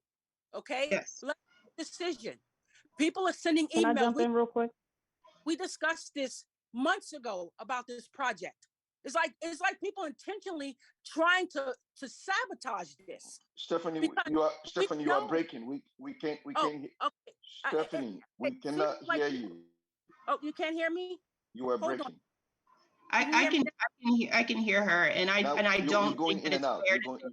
Okay. I don't think it's fair to say we're sabotaging, because that's not what I'm trying to do. I'm trying to make a decision that's to the benefit of the community, with making sure that we're being fiscally responsible. And so saying that we're intentionally sabotaging, I take personal offense to. And I will say that on record. Fine, and I take personal offense to the fact that you're saying that we're not doing something that we're supposed to do, and the fact that you're saying I'm choosing the highest person, which I never chose the highest person. This was the lowest of all the bids that we had. Okay, and then the person who chose with $3,000, that wasn't even the scope. They didn't even know what they provided an updated quote today. Right. And they quoted $18,000 for the entire community. So $19,000. So to jump in, okay. Let me just jump in real quick, if y'all don't mind. We could pull up the bid. Ty, go ahead. Ty, go ahead, please. Well, I'm not trying to cut anybody off. I feel like y'all both have valid points. As far as, Stephanie, you did the groundwork as far as getting these contractors out here, and I know how hard it is to do that. And we are appreciative that you're doing the due diligence to make sure we have quality contractors and quality contracts that come in. So I think from this point, we need to figure out what is our goal timeline to have a contract solidified, so we can review all the vendors together, we make a plan and agree on it, and then we move forward. Because right now it's clear that we are not ready to select anybody. So until we're all on the same page, especially with a project of this dollar amount, like, we just need to hold off. 2 more weeks, 3 more weeks is not going. We asked Paige because everybody wanted it to be written out. Paige gave it to everybody. Why didn't nobody look at it? Right. Why didn't nobody look at it? And so for me, I agree. Paige did what was asked. She did. And if we're still as a group not satisfied with what's presented, then okay, let's take another 2 weeks. And if we want to get aggressive with the vendors, how about instead of just you looking for the vendors, we all start reaching out, or Manny and Aaron, you do it. Like, we split it up. It shouldn't be all you looking for these vendors. That's a lot of work. You're already doing a lot by yourself. That's not the point. That's not the point. We have okay, Manny, let Stephanie talk. Let Stephanie talk. That's not the point. Who went out there and got the quotes? The point is we have them. Okay. So when it was brought to everybody's attention, it's been sitting in the emails. Why didn't somebody look at them and say, hey, I've looked at them and been prepared to make a decision today? Because I'm going to tell you right now, I'm not wasting any more time on this. So I'm making a motion. If it doesn't pass, it will wait till next month. The feedback that I received via email from the team on this correspondence was that the other proposals were incomplete. And so my recommendation at that point via email, let me finish, Stephanie, let me finish. And so Erin, I made the Erin, I think I was on the floor. So can I finish, please? Then you can go on. Okay. So I totally agree with Ty. That we need to take a second look at this, and if we want to give ourselves two weeks to finalize this and make a decision. I'm not. You know what, Stephanie, 2 weeks Two weeks. Y'all had more than enough time to make a decision. People are constantly emailing us. We knew about this for over 3 months. They've been constantly emailing us about this. People cannot do what they need to do because we are wasting time, because nobody wants to do their part and read the emails when they come in. Okay. We also had the attorney. Let me finish. Because I'm tired of That's this. not true, though. It's not true. No, it is true. It is It very isn't true. First I of all, read the emails and everybody said they were incomplete. And so I said, let's reach out to the vendors for clarification. That's what my recommendation was. To make a decision on incomplete information is not right. I think we had enough time, as we all adults, okay? If we had a question about something, we could have said, hey, I did. And you told me to reach out to the vendors. I have the text. You said reach out to the vendors for clarification. And that's exactly what I did. And they did not respond. So what I did is I took it upon myself to ensure that we had 3 valid bids to compare. We have 3. We don't, because they're not valid. They're not valid. So which ones aren't? I just want to jump in real quick. I just want to jump in real quick to get an understanding of what's going on. Look, so to my understanding, we have 3 quotes. We needed clarification on 2 of the quotes, and neither of those responded. So, Aaron, from your standpoint, they are knocked out of the running. Is that what's happening? Yeah, from my perspective, we can't do a proposal review without 3 valid proposals. Okay, so and that was just the only stance that I took. What is it that you need from them? So let's like, oh, well, we need this. What is it that you need? You said it's not valid. What's not valid? You need to be specific. What's not valid?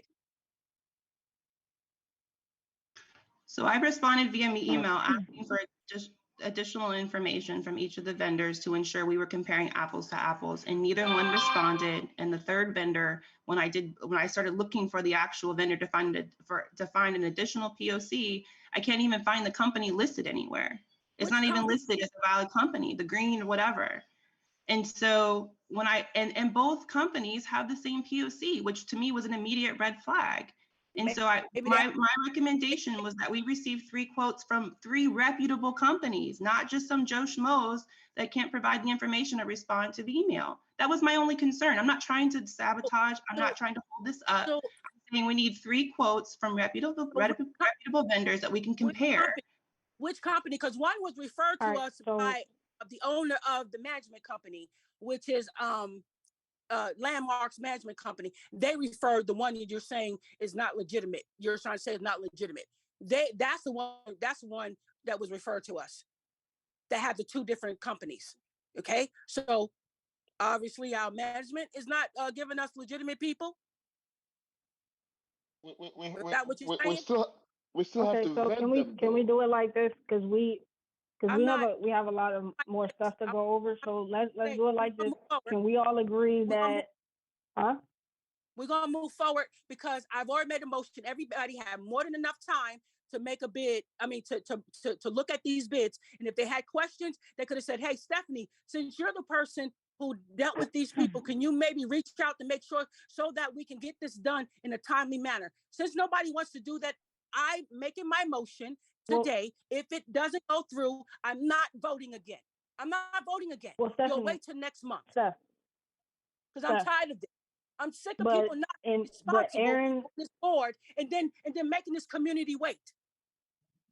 But Aaron is saying that instead of reaching out to you to go through to the vendor, Aaron contacted the vendor directly and they didn't respond. There's a phone number. Did you call him? Did you call him? Yes, I tried to call and I sent emails to the proposals. Okay, so you could have said, "Hey, I tried to call him 1 time, 2 times." Obviously, it was not important enough. So, because I didn't know that you couldn't contact. Can you please stop yelling at me? All I'm trying to do is making sure that we're being fiscally responsible. That was it. Definitely yelling. Definitely yelling. We're doing what we're supposed to do. But every time when stuff comes in, everybody sits back. Nobody looks at nothing. Then they go, That's "Oh, not true. no, that is not true. I responded to your email." Stephanie, can we move forward? So guess what? If you don't vote tonight, you will wait till next month. I don't. It's okay. Can we at least Because we're not doing time another out? month. Time out. You can motion during the month. You can motion during the month. I'm not voting. I'm not I don't voting. agree. Okay. I don't agree with the current Okay, motion, So but it can be outvoted by the majority. We'll move forward. We'll move forward because enough so is enough. can we Let's agree move forward. in the next two? Nope. Real quick. I'm sorry. Can we agree in the next 2 weeks to Aaron, if you want to jump on it Because our and attorney find 2 more vendors? All right. You know what? Okay. Then we'll hold off to the next meeting. I'm done. I'm done with it. Ty, what did you say? Can you say what you just said? I feel like, how about, we're gonna move on. We'll talk about this over email, and then when we're ready to make a decision, we'll vote the way we need to vote. So we can move on to the Okay. mailbox installation. Okay, so if you're gonna vote throughout the month, you need a unanimous. I'm telling you now, I'm not making another motion. I'm not voting for it. Because I know Guys, that- as a homeowner, make if the that's what motion. she wants to do, make the motion and nobody votes for it and push it a month, I'm okay with that. But her behavior is unacceptable and how she's treating you guys. And I'm okay with it. If she wants to vote no, push it to next month. And So I bet you. mute him, please. He doesn't even know what he's talking about. He doesn't know what he's talking about. He don't know what I got to deal with on a regular basis. But we don't treat people that way. Okay, so no, we got too much stuff we gotta get through. So Danny, I appreciate you speaking up, but we gotta move on to the mailbox installation. I'm trying to get something done for this community because people are complaining constantly. They can't do that, put their trash can. Stephanie, can we move on, please? Let's move on move on to the next item on the agenda, please. We're at the mailboxes. Yeah, the mailbox installation. So the plan to start for the installation. Since that was my project, I would like to do that project. There was 2 phases that were like $30,000. I think the other one is about $30,000 as well. So I think we need to start with one of them since we have that additional $50,000 that no one knew about and it wasn't put into the budget, but it is in the budget now. So that's an additional $50,000 that we can utilize. So I say we can start with the one with the lowest amount, and we can start on King's Crest first, since we initially started on King's Crest at the 1100 block. So I can go ahead and finish doing that. Okay. Any issues with that? Because I don't want to hear this later. I want to be able to do my project without interference or anybody having a problem. So please speak now. I'm good. Okay. Parking policy. Do we need a motion for it, or are we good? I had a question. Did this require 3 bids, or was this like the only company that's allowed to do it based on it being No. USPS? It's the only company that does it. That's why we didn't get 3 bids the first time when we got the other one. Thank you. I'm just asking the question. All right.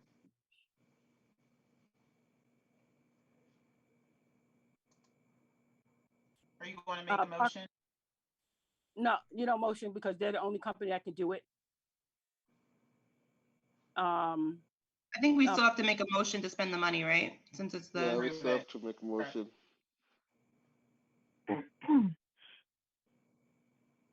I thought we agreed on it okay, let's make a motion. I'll make a motion to spend the money to install the new mailboxes on King's Crest first phase. Second. Frederick, yeah, I second the motion. Okay. Parking policy. I don't know if you were asking for, I didn't hear, but I for the vote. Oh. Okay, I got you. Can everybody hear? Because I don't know.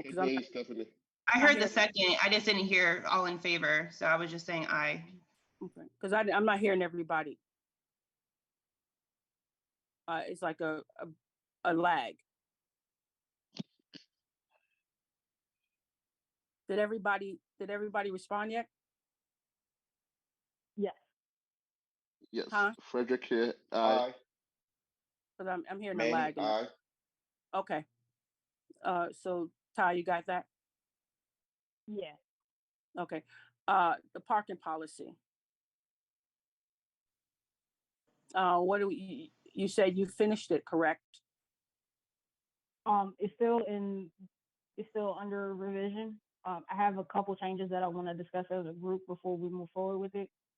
And Okay. then I guess we can submit it to Marguerite to review after that. Okay, what do we want to talk about? You want to talk about it now, or because that's what we're supposed to do? Let me Things pull we're it not up. about it unless we're in the meetings. I emailed it to you guys, right? Yes, you did. Let me pull it up.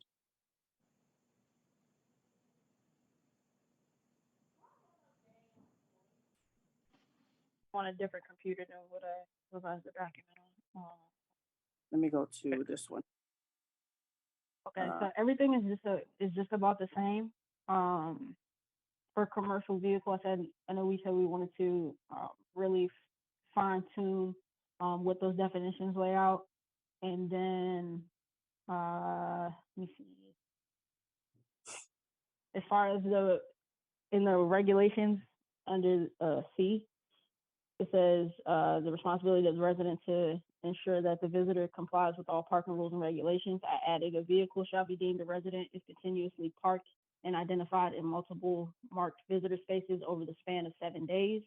And then visitors must move to overflow parking after 48 hours unless requested and approved by the board of directors. So that was an addition. So the parking of commercial recreation vehicles that has not been approved is prohibited. So that's speaking more so to commercial vehicles on the property that don't have a pass. I added verbiage to allow for when people have contractors, they don't have to worry about where they're going to park. They can just park in front of the home or in the visitor spot until they're done with the work. And again, that's in a reasonable time frame. If a contractor is there for more than 3 or 4 days, then we probably need to start asking some questions. And then I know we wanted to move to having the commercial passes being a paid thing. That way it'll definitely mitigate really our capacity issues. And then I feel like too, that'll kind of weed out who actually needs it and uses it versus who's just using it for convenience. Because I mean, it is a commodity that most communities typically don't offer. So I don't see an issue with charging a fee. I think we need to sit down and discuss what that fee is going to be. And then, go from there. But I made it clear they can't park, they can't use, the resident pass. Some of the stuff that we've seen so far, like putting resident passes in there or visitor hang tags, like it has to be the commercial hang tag. Hey Ty, were you thinking annual renewal type passes as far as paid, or were you thinking like a one-time into perpetuity type pass? So that was the thing, trying to figure out how we wanted to do that, because it's like, every year it's a first come, first serve thing, where if we do annual, it's kind of like, do we have the same flexibility to say, hey, once it hits this time frame, you lose your pass, and then, you got to get in line again. So, I mean, but you had made a suggestion about the annual, and I liked where you were going with it. But again, it was something I wanted to discuss with everybody in a group setting. I think because it wasn't like the issue that we have, like the people who are moving into the community or people who have commercial, like if you don't, like they're always full, right? And that we always have passes taken. And so kind of allowing that kind of lottery, if you will, for first come, first serve on an annual basis to, for all fairness. But I don't have a commercial vehicle, so I can't speak to the challenges. If anybody on the call, can speak to if that would create issues. I just think from a fairness perspective, that made the most sense. Yeah, I think through a fairness perspective as well is to do it monthly, because we don't know when people are moving in and when they're moving out. So what happens is when people move out, if they paid for the year and they moved out and we don't know that they have moved out, now that space, they have taken that pass and we don't know. So now we know, at least when a person, if they're paying monthly, And if they're not here, they're not going to be paying for something that they're not here for. So I think it's best that we'll know that move out monthly. We know that, hey, we can now tell the community, hey, we have a new space open if anyone has a commercial vehicle. Danny Yeah, has that'd a be a question. lot easier than driving around consistently. Right. Yeah, Right. the only challenge I thought about monthly was that, you know, for most people who have commercial vehicles that they bring home, I think that it's a little unfair to have them try to figure out a new solution every 30 days. I mean, I think even if it's every 6 months, if we wanted to shorten it from a year, I just think that, you know, while we want to still allow people to use it and have kind of a rotational aspect of it, we also don't want people to have to try to guess what they're going to do with their work vehicles either. And so from a planning perspective, days is excessive. Well, I was thinking more so when we were talking about monthly, like if you have a pass, like you have that pass for the year, but if you miss a payment, you out of here. Hey, how much are we like talking? That kind of concept. If we're going to do like monthly, I feel like that would add up, right? Depending on how much. You're talking like what, $5 a month or? Huh? I gotta go back to what we were discussing beforehand, because I mean we charge we charge $5 for replacement visitor and resident passes. So I think we just need to come up with a number that's reasonable, because like to me, a commercial vehicle pass shouldn't be the same amount as the HOA dues, right? And that's no, she's talking about parking. Whatever. Are you Yeah, talking about? that's what I'm saying. Like, yeah, I agree. It shouldn't be that high. So we have to take into account, okay, you're going to be in the space for X amount of days. How much are we going to charge you per day if you're paying for the yearly versus the monthly? Because typically yearly is cheaper than the monthly. So we just have to sit down and play with those numbers. Yeah, that's what I was thinking, because if you do like 6 months or 12 months, we can have that one-time fee be reasonable. But if we're doing a monthly fee, unless we're doing like $1 a month, I think that would add up very quickly. I mean, even $5 a month is already $60, which is close to our HOA dues. And so if we're going to assess fees monthly, I think it would be, from a mathematical perspective, it'd be challenging. I think we had talked about this. So Aaron, I'm sorry, Steph, we go ahead. talked about this before, and we was all talking about like $150 for the year or something like that, and that can be broken up into 12 months. Because we all had the conversation, you, Ty, and myself. We were talking about, and we were just throwing numbers out there, 150, 200. So was it going to be around that for the year? So it'd be broken up per, monthly for them to pay. Most people know if they're going to be staying for a certain amount of months. So if it's a year to have that space, let's say $150 a year for the space. So if you're paying monthly, you're paid for your months. If you move out, then someone else will come in and they'll pay what it would be monthly. And it would just continue.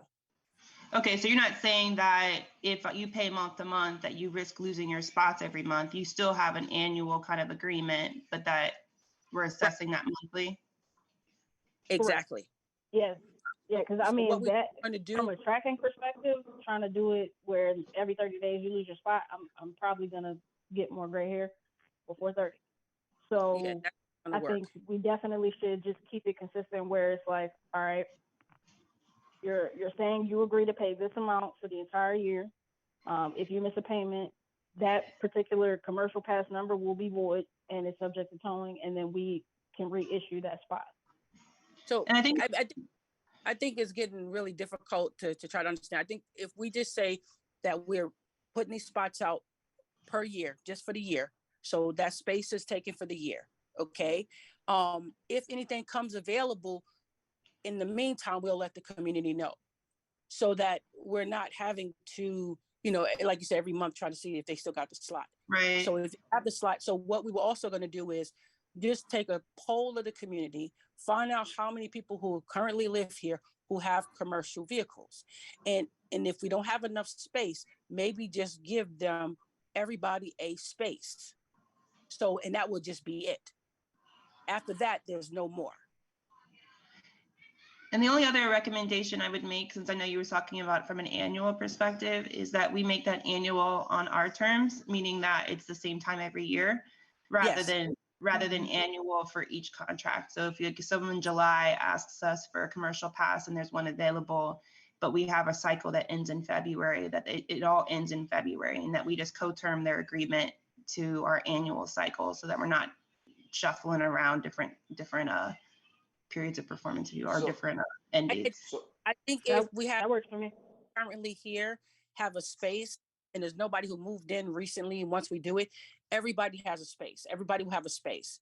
So if we go annually, then that means it just means we're renting a space. We're just going to rent a space and annually, and every month, if that person continues to stay here, they just continue to pay for that space. If they move, then we can let everybody know, hey, that slot is available. So we're not reshuffling. Yeah, because I mean the last go. We're not doing first come, first serve once a year then? So I feel like that, I think that's the fairness aspect, is allowing that reshuffling. So if there is someone who isn't getting a space, then they know that come February, should they submit their request, that they may have a chance to get one. I am a little bit confused here. Now, I was thinking, now from where this discussion is going, it looks like we're gonna make these commercial parking more permanent to be residents. You know, if you pay, you own the spot. I was thinking it should be first come, first serve, even though you pay a fee. Annually. Exactly. I mean, having the commercial vehicle is that's what I was thinking, because if you go into an assignment that he paid for the whole year, so this is his dedicated spot, you know, we deviating from the reissue here. Mm-hmm. You know, I would suggest they charge a nominal fee to park a commercial vehicle, right? However, it's first come, first served. So let's say 10 registered residents have commercial vehicles, they all pay a nominal fee, right? Mm-hmm. They have the right to park at the commercial, but it's not dedicated, it's not assigned to anybody. You come, you know, Yeah, first I come, mean, first served not basis. so. The way that we did it the last go round, because I agree it should reset every year. You know, people getting work trucks, they upgrade or they move or whatever, so it should definitely reset. But the way that we did it last year was it was definitely, or not last year, last parking cycle, it was first come first serve, and then we started a wait list after that. So I'm completely fine with doing the past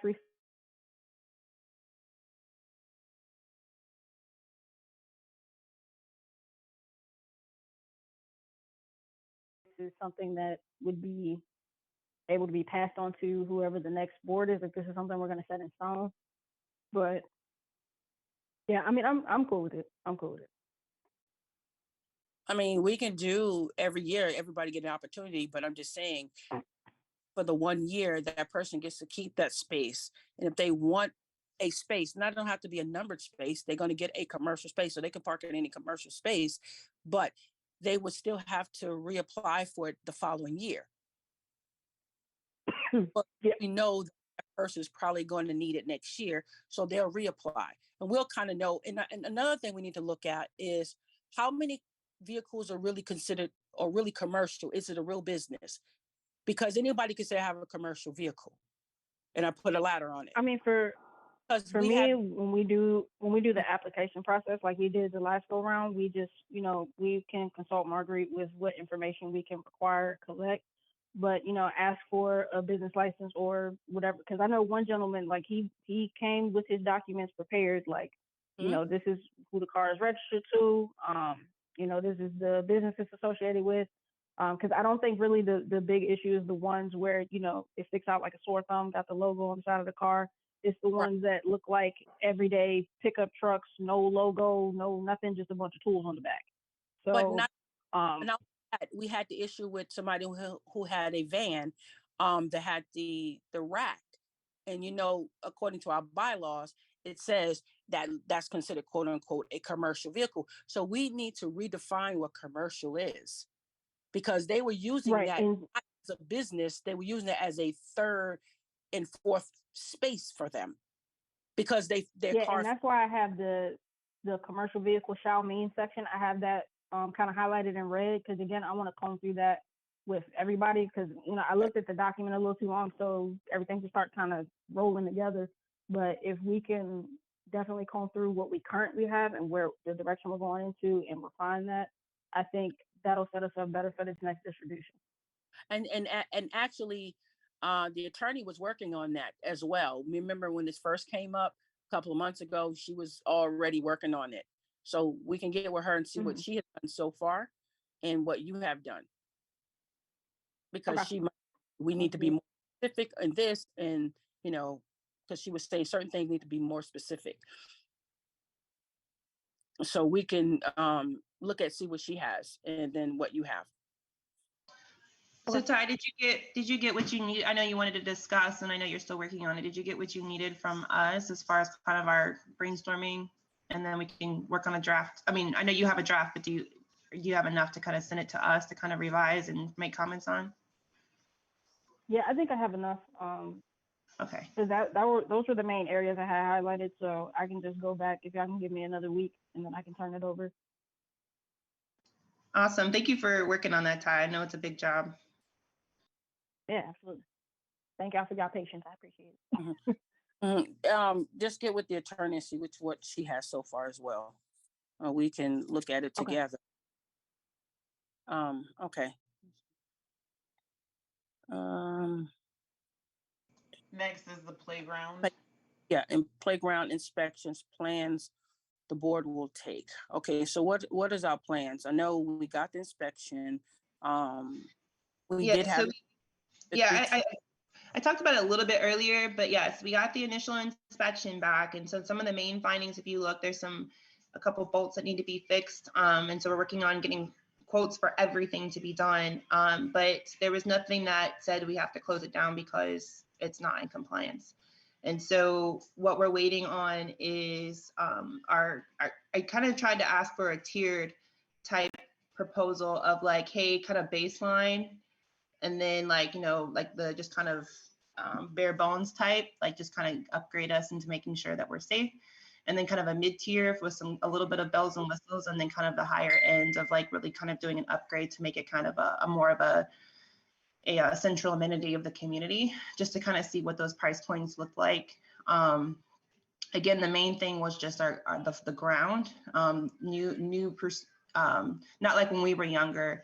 New playgrounds nowadays, you need like your rubbery, soft ground in order to protect kids from falling and just injury and stuff like that. And so that's going to be our largest cost, is what it looks like, is just the ground, which unfortunately isn't the fun part, but that is what it is. And so I know Ty, I provided you the books, and so once they provide us the initial proposals, we still have to make selections on what equipment we actually want included with that. And because that'll come on a kind of like a menu, like an item by item basis, whether we want to replace stuff. And so they'll just provide us the initial like bare bones quotes for each of those of like upgrade and the labor component. And then we add in kind of the equipment component on our own.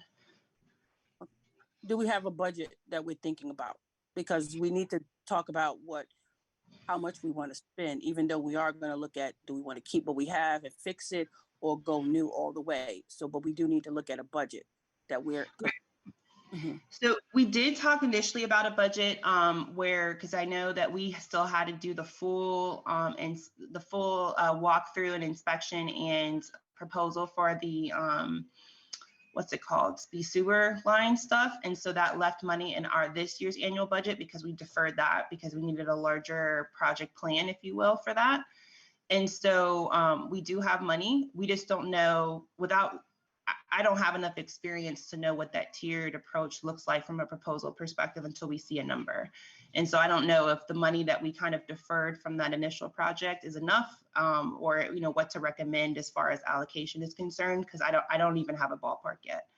The biggest thing, like I said, is going to be the ground around the actual playground itself, which may lead us to kind of doing more of a phased approach of just compliance, getting the ground done, and then maybe in a year or two, looking at upgrading the equipment.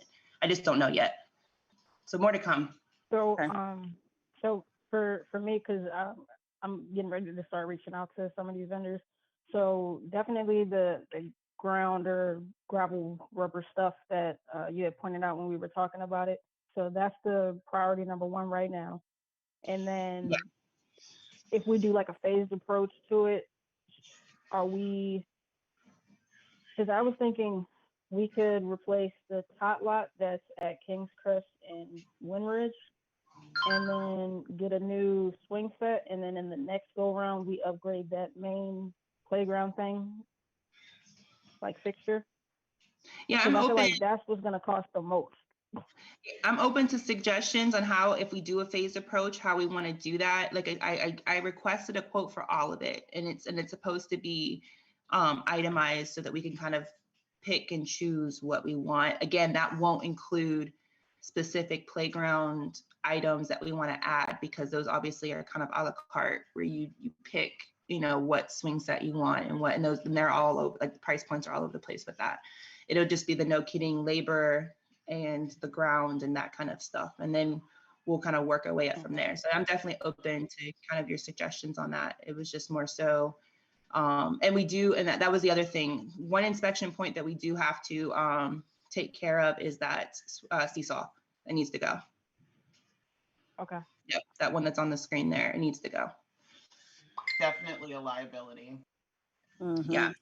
And so that was the only thing that was kind of a red flag in the inspection report. Actually, I did say there was a page. I don't know, actually, now that since you're on the call, if we need, from an insurance perspective, if we need to kind of caution tape that or something, but we need to get rid of that until the project is ready to start.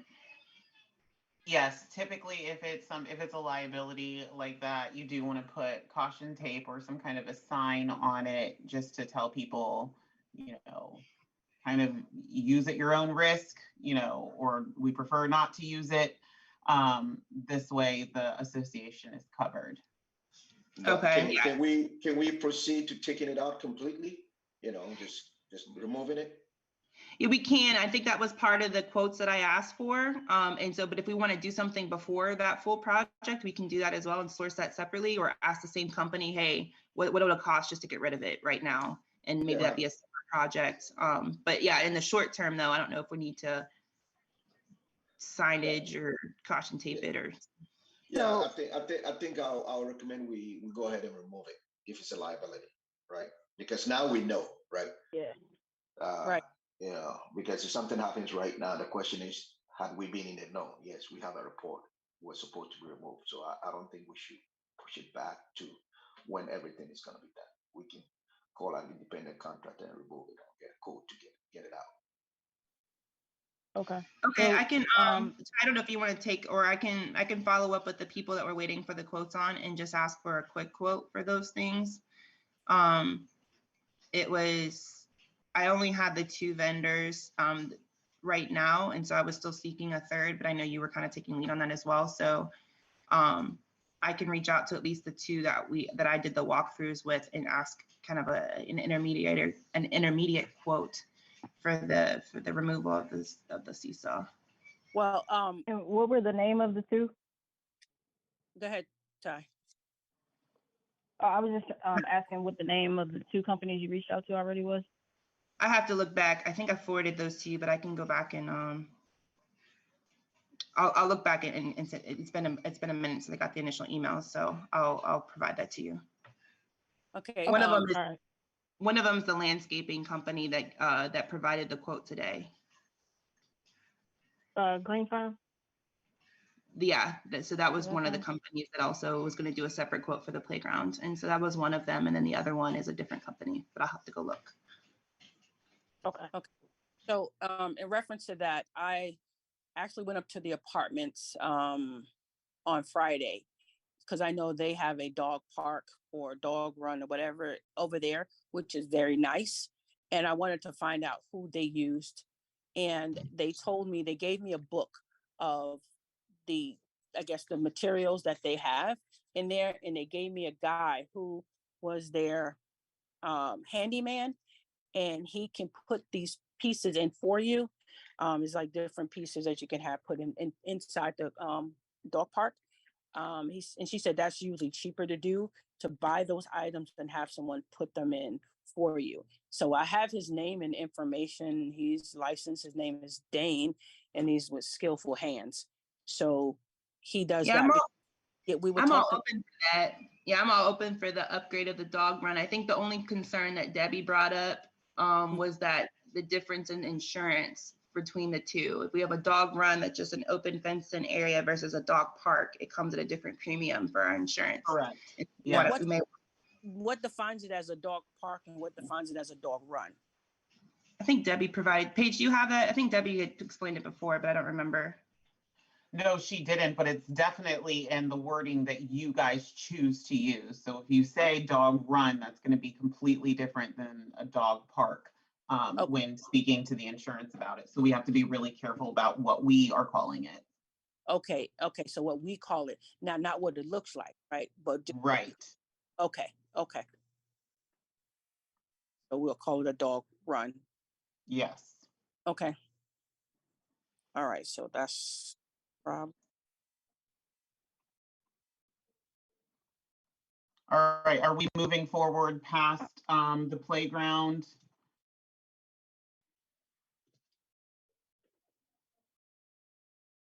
I think so. Okay. And next is the engineering reports for the drainage problem. I haven't seen those engineering reports, so I wasn't sure if you guys have seen it. Are you guys waiting for it? What is the status of this? So I think we lost Stephanie. She might still be at the clubhouse, but I know there were a couple engineering reports with the previous board. Oh, Steph, are you here? Yeah, I think Manny was working on, because that was Manny's job to do the engineer or get some engineer report, because we had an engineer report before when the project at the clubhouse was being done. We had like we had a report that was given to us, but we don't know who the engineer was. But we had Manny had a guy who gave us a report as well. Manny, do you still have that report? Because he has sent it to us. No. So we from the prior board, they said there was a report somewhere. We had that report, and the report was very sketchy. It didn't really have the name of the vendor, and so we couldn't track it to ask questions. So we are in the process of taking quotes to have a new civil engineers come up here and do a complete end-to-end assessment of all the drain pipes, and also get us some recommendations as to fix. And the plan is when we get that report, we will tear them up into phases and handle them as such. So Stephanie, in relation to what I sent to the email and Paige, I believe I copied you on it. That was one quote for that assessment. Next week, I'll be working on getting 2 other quotes so we can get 3 bids and we can make a decision as a board. Okay. Perfect. So next week, so within about, I just want to get some time frames because time seems to get away from us. So yeah, what? Give me 3 weeks to get in 3 bids, 2 other bids. Okay, so 3 weeks, about 3 weeks. Okay. Okay. All right. Thank you. All right. Fleas and ticks in the common area. We talked about before. I met with someone today. Now this is what he said. He says, well, he wants to talk to us about, okay, what's the plan? Because he says, I told him the common area.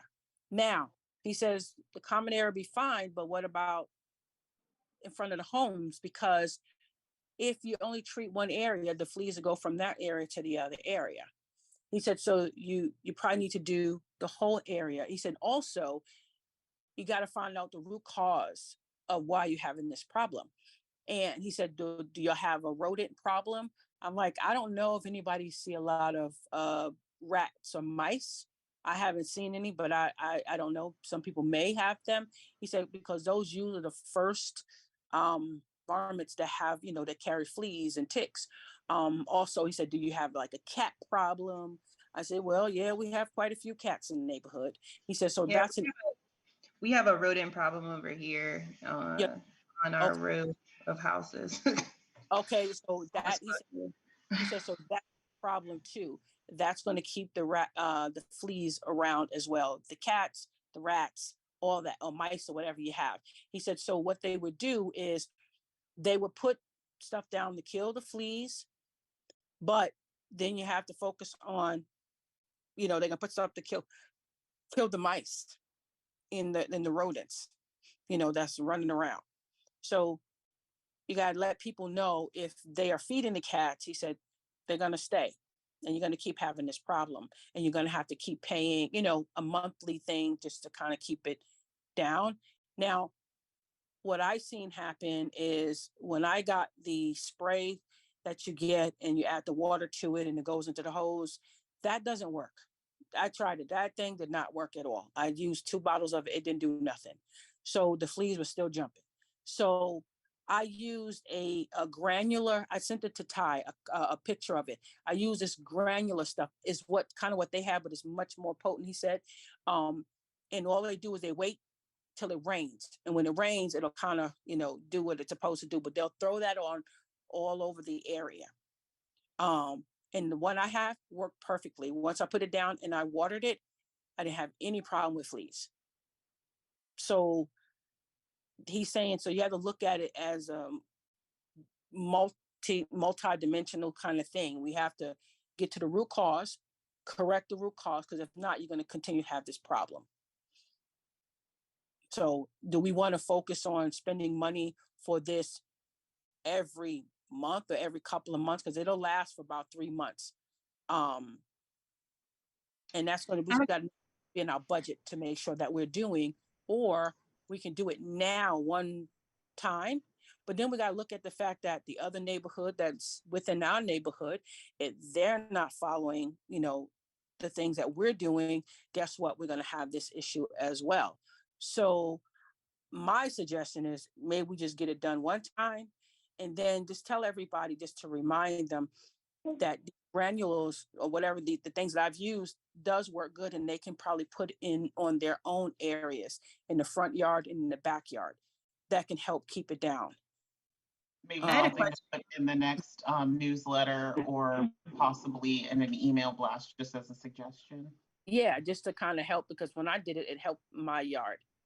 Hey, Paige, I had a question. From your experience as like a property manager, are there communities that pay for pest control like on an annual or monthly basis usually, or is this something that we're kind of? The only time that I've seen that happen is when they're, within the clubhouses, of course, those need to be treated on a regular basis, or if there's, hives around the community on common area trees, then that's where, they always get those inspected to make sure that those get taken care of. This is a new issue for me to have to treat for fleas that are, in the common areas or, outside of people's homes. That's different. Okay, yeah, thank you. Now, one thing that one of the communities that I own in Georgia, what we do is, now, not for the fleas or anything, we didn't do for that, but there are homes that have termites. So we paid for, as a board, we paid for a company to put those round things throughout the whole community, out behind all the homes, to protect for the termites. Now, that's the only thing that we did. Audrey says her children and her walk barefoot in the yard, and she doesn't want chemicals or pesticides in her yard. So I actually spoke to another company as well. And Steph, thank you for meeting with them today. I was unable to get back to this side of town at that time. I met with Permatree on the July 26th. So we went through the community, and I was just showing him all the troubled areas. So we discussed the common area, the areas between the homes. He actually sent me 2 separate quotes. So one was to cover behind the homes, and one was to just do the sections between the homes and the common area. Both quotes seemed pretty reasonable, but he also indicated that in order to really mitigate the issue, that they would have to come in and be really aggressive up front. They use a lot of more natural chemicals versus the harsh ones that communities typically would get. I also let him know that it's going to be a priority that signage does go up in the grass areas that are treated. That's a good idea. So for me, I just feel like behind the homes, I told him if we don't do the Windridge clearing project, then we might want to hold off on doing that. But The price seemed pretty reasonable. So the service would range from March to October because he said those are more of the, the peak seasons for issues like fleas, ticks, and mosquitoes. And the initial service, he said it would be $2,295, and then the reoccurring service fee for the year, it'd be $660 for those 7 months, or the $4,620. So total cost $6,915. And they do have the additional services for the rodent bait stations, encapsulation. So they have these options. The reason that I contacted Permatreat first, though, is because they already service the clubhouse, and we know that those products aren't super harsh with what they do over there, especially with the pool being right there. But yeah, so we have one more company that I had mentioned earlier that we have to reschedule for Friday. American Pest, North Virginia. They're based out of Arlington, so that'll be our third quote. And then, I mean, are you guys good with the 3 for this particular project, or you want me to try to get a 4th and 5th? Well, because my only concern with, I'm sorry, go ahead. I was gonna say our document says minimum of 3. Why? I mean, I just want to know, why would we need 4 and 5? I mean, especially if it's an issue that we want to get done. I mean, we just get 4 and 5. At some point, where do we say we get 10? Because you may want 5, I may say I want 10. Where do we draw the line? I mean, for this particular project, for me, the main concern, because like I said, I saw a kid eat dirt, and so I was just kind of like, oh yeah, we really need to be conscious of what they're putting out here and how we go about it. So do we have the authority? It's just more so, what are these companies using? And then how are they going about notifying or, putting up indicators that there are chemicals applied? We also do our due diligence by sending out notifications that this is happening, but that was my top main concerns. Well, in response to Audrey's question, though, do we have the authority to treat other people's personal property? I know it's an issue and we have to kind of treat holistically, but do we have the authority? No, we don't. That's what I'm saying. I feel like no. No, we don't. If the person doesn't, we don't have to treat, because that's a chemical going on their property. So he's going to give us a quote for both, just in case people wanted it. If we didn't, I just said, well, we tell people to treat their area, and we treat the common area. And then we just warn them that if they opt out of the treatment, that they may be more subject to getting things that kind of are running away from being treated. I just say, just don't do it at all, just because you're going to get some people say yes, some people say no, unless you're doing an actual poll and get the majority votes. And I just say we don't do it, just so there's no issue, and let people, they don't cost that much. The bags cost maybe $20 if they want to put that in there, and they can put it on their own grass. We take care of the common area. Okay. I didn't follow that part. I was thinking that we were talking about treating the entire community. No, he was going to give it, because I think, if we treat the whole area, then it won't move from one section to the other. So, but if we all working together and doing it together, it would be better. If we're doing our part and then the members are doing their part, then it'll be better. And the people who don't want that, maybe they may use some more natural type of items, like, I don't know, vinegar. I don't know what they use, but I heard maybe vinegar and something else they may put down. I don't know. Maybe they want to use something natural, so they can do that. So we don't do everybody's. We just do the common area, and they'll put notices out to let them know on the common area. He said it'll be good for like 2 hours or 2 to 3 hours that you can't really walk on that area. Because people got dogs, and they walk their dogs in the common area, and we don't want dogs to get sick. That was my next question, was about the, if we do select something that's a little more harsh, just based, do we have to account for animals? Well, we have to let people know, to let them know that, hey, maybe the dog on the curb or in the street or whatever, I don't know. But yes, as long as there is signage that is put up, and then, you also want to let people know, like Stephanie said, like, to stay off the grass 2 to 3 hours after application. And then after that point, they should be good to go. But definitely want the signage. Right. So, I mean, that's the only thing we can do. I mean, it's hard to meet the needs for everybody. I just think at this point we do the common area, and then people can do what they think is best for their their property. Okay, so So did you want me to, so for the next contract that I meet with, do we not want to do the 2 separate quotes for including the back of the home and then not including the back of the home? you can get the quotes. I just think that in the best interest of the the homeowners, I think it's just best that they do their area so that we're not held liable for something that some child gets sick or their dog gets sick, you know, on their property. Well, no, when I say back of the homes, I mean like the fence line, like behind their fences.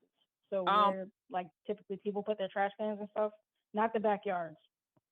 Well, they're not supposed to put their trash can on the common area. It's supposed to go in within their backyard, not the common. Yes. They have to walk through the common area. And I'm gonna fix it. Huh? What'd you say? I said I am currently in violation of that, but I'm gonna fix it. But yeah, that's the area that I'm in. Don't worry, don't tell on yourself. Hey, listen, being honest.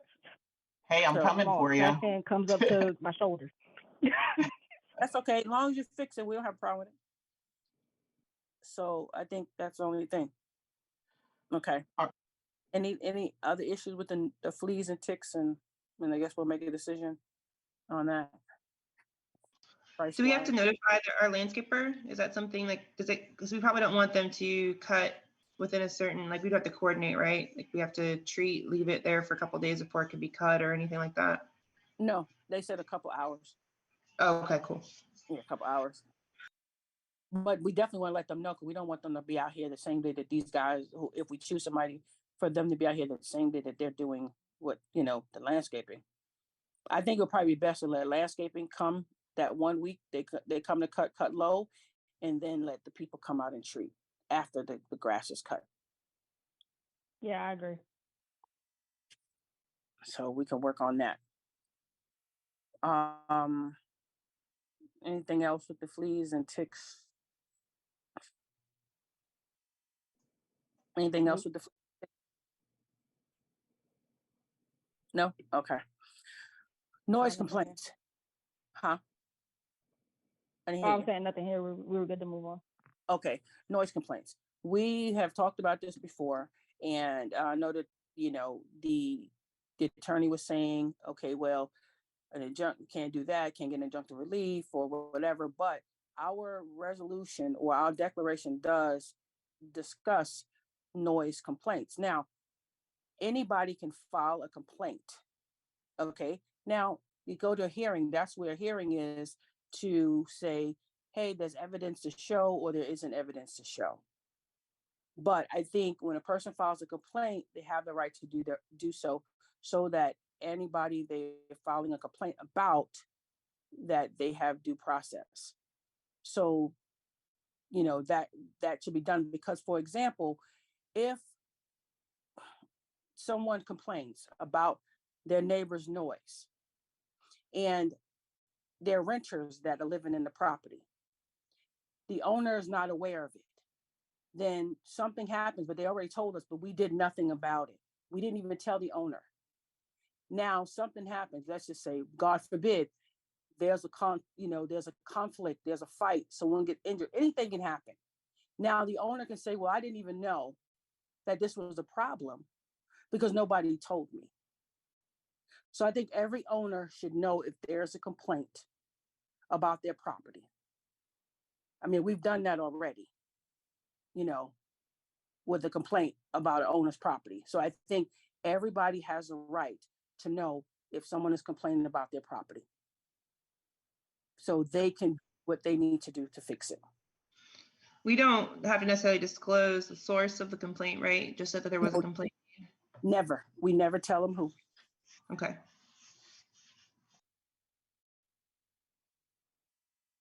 Do we have any, I guess this might be a pager. Do we have any obligation or responsibility or even authority to enforce anything, or are we just referring people to call the police? Or well, they have the right to call the police. I already said they could call the police, or they can get a decibel reader, because actually the police are really confused too on how to do it. They say 50 feet from the house, and then one says something different. So they're not really familiar on it, which is strange. But 50 feet from a house, that's a lot of feet to hear music. But if you read our declaration, it doesn't say 50 feet. It talks to specifically the declaration, and there's a resolution that talks specifically about it. If it comes through the wall, it tells exactly. So that's what we need to be looking at. See what people understand. Yeah. Can we legally do something legally outside of that? Nah, they probably won't do anything in the courts too much. But there are different rules and laws within the HOA that don't apply to outside. Like there are different rules, for example, parking and towing. When it comes to towing, we can get cars towed. The county just can't just come in here and tow a vehicle. It's private property. So there's certain rules and laws within an HOA that are different from the outside. So we have to follow the rules and laws here. Now, if the person was to out further, I think that's what I was asking. Do we have, I was looking in our declarations, do we have the authority to enforce that, or is there anything that, or are we just like the liaison? We have the authority to enforce that, as in having a hearing. That's the only thing we can do. If somebody files a complaint, we have to go with the complaint. You know, if it's again, we bring them to a hearing. If we don't have enough evidence, and that's what it is, we don't have enough evidence to choose, you know, that's it. But we fall under noxious behavior, Aaron, but I would also encourage neighbors, you know, so if two people are experiencing it, for both of them to report it. That way it is documented. And then you can send a violation, take them through the hearing process, and keep all documentation of people complaining of the issues that they're having with their neighbor. That's what I've seen happen in other communities. I mean, does it go to court? Eventually, yes, it stops. People get tired of getting all those letters and their neighbors complaining on them and whatnot, even though I do not tell who, you know, made the complaint, because that doesn't matter. What matters is that it's happening.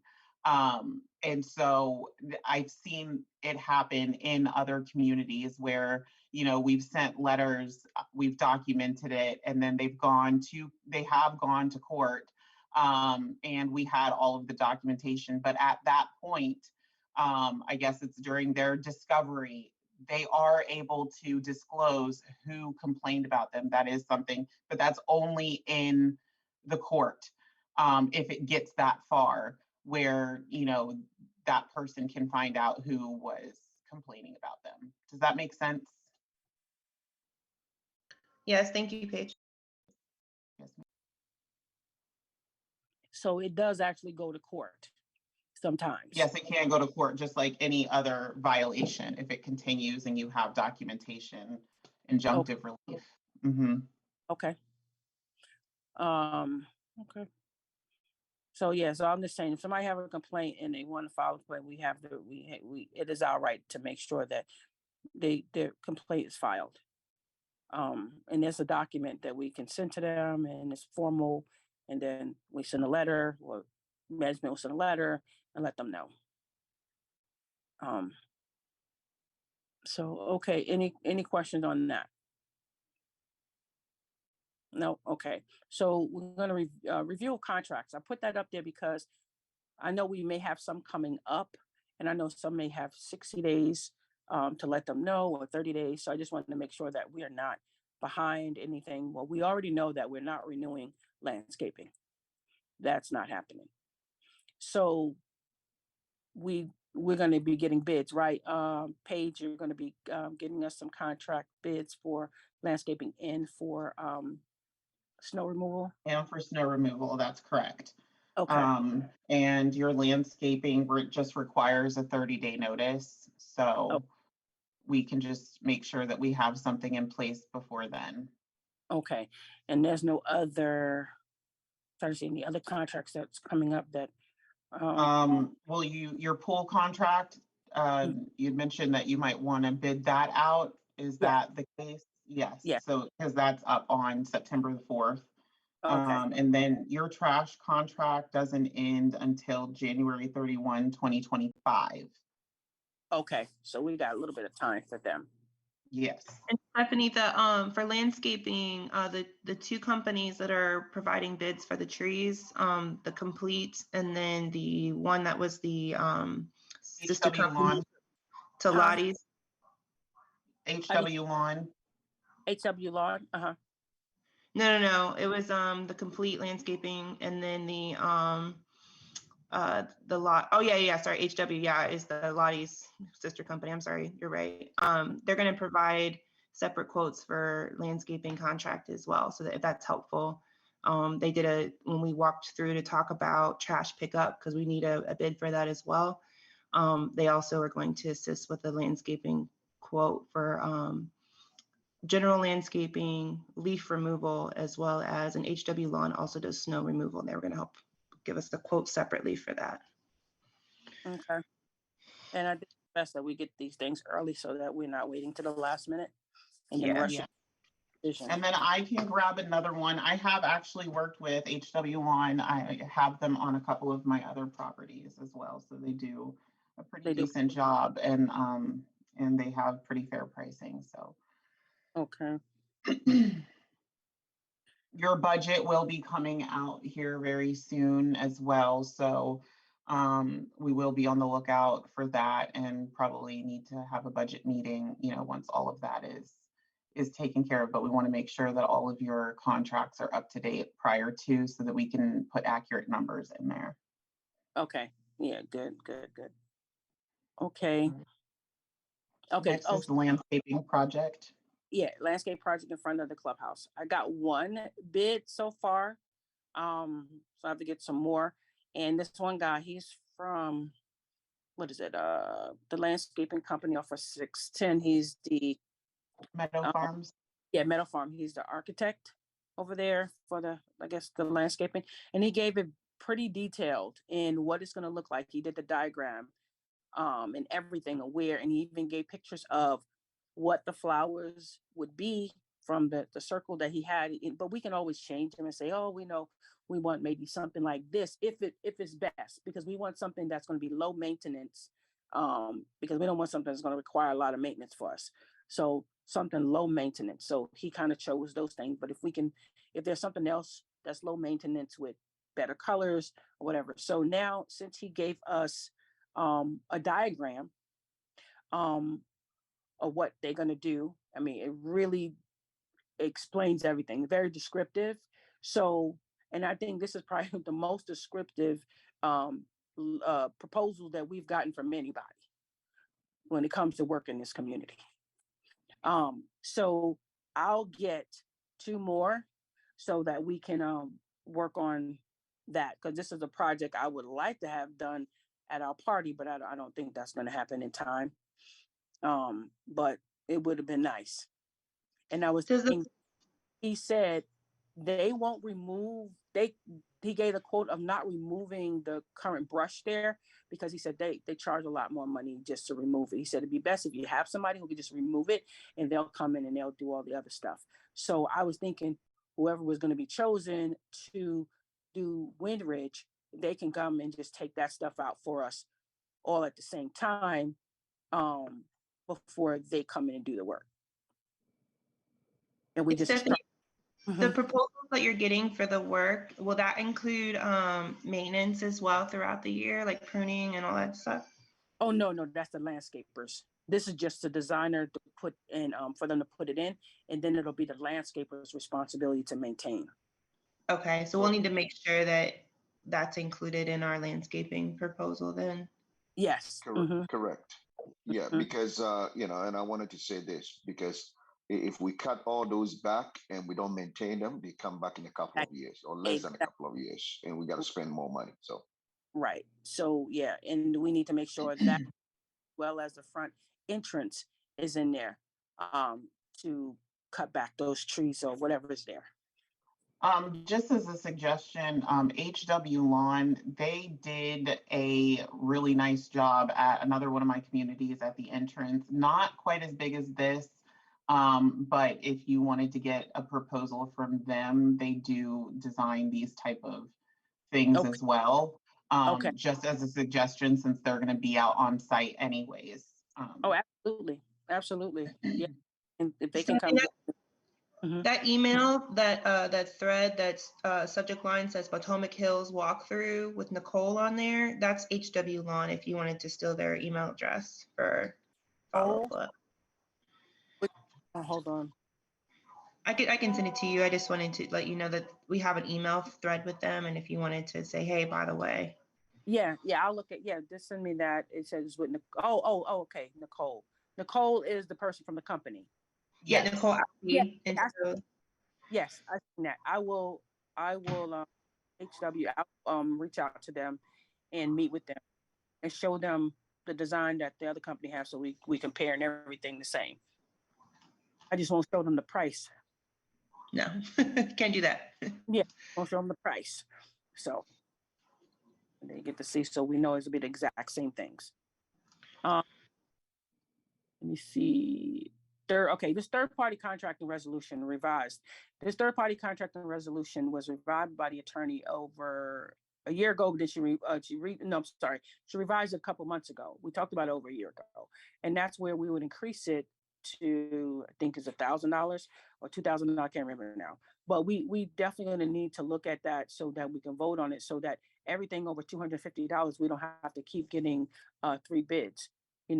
When it's more than $1,000, or I think 2,000, I can't remember, then we get 3 bids, because some stuff may cost us $500-600, and we don't have to do that. We can say, okay, yeah, we all agree with this to get this person to do it. But until then, everything that's over 250, we got to get bids 3, which is time consuming. Hey, Paige, can you zoom in a little I bit? agree. Sure. No, can you I tell agree what this is something we need to modify, just because we've had a lot of small things that could have been fixed quickly, but had to bid it out. So even if we just raise it up a little bit, that'll help us with our productivity. Yeah, we did. I've already sent it to people before. I mean, the attorney sent it too, but no one has done anything with it. So I'm bringing it back again. Just bringing it back. It'll stay on old business until we make a decision. So we just got to make a decision. are you making a motion on it? I think Paige has it up and is sharing her screen. What does it say, Paige, as far as the threshold? I'm sorry, did you want me to read it out for you? No, if you can just do a quick skim to see what the threshold was going to be updated to. Stephanie couldn't remember if it was 1,000 or 2,000. I'm trying to see now. I'm pulling it up now, trying to look at it. Is this it? No, this is not it. That doesn't seem right. No, this isn't. This isn't it. This is the amendment for the declaration for the trash. This isn't Oh, I'm sorry about that. That's the trash. Let me see.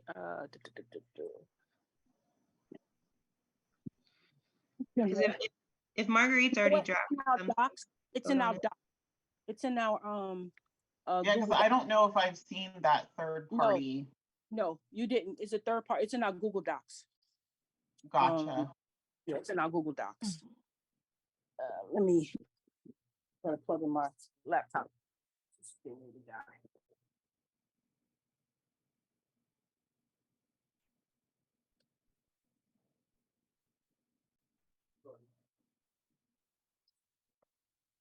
In our management contract, it's typically $1,000, and then 3,000 for emergencies. Yeah, I found it, Stephanie. It's back in an email from May 19th. I'm going to forward it back to the board and to Paige. Yeah, thank you. And she did make a motion on it. Are we allowed? We have to vote in executive session. You can vote in open session. Okay, let's see. Yeah, it's 1,500. Okay, so 1,500. Okay. It just allows us to do more things without having to get 3 bids. I mean, I'm okay with updating the acquisition threshold for smaller purchases like that, but do we need a formal motion? Does it still say 3? It says, no contract requiring payments of 1,500 or more in fiscal year shall be entered into unless at least 2 bids for the work to be performed.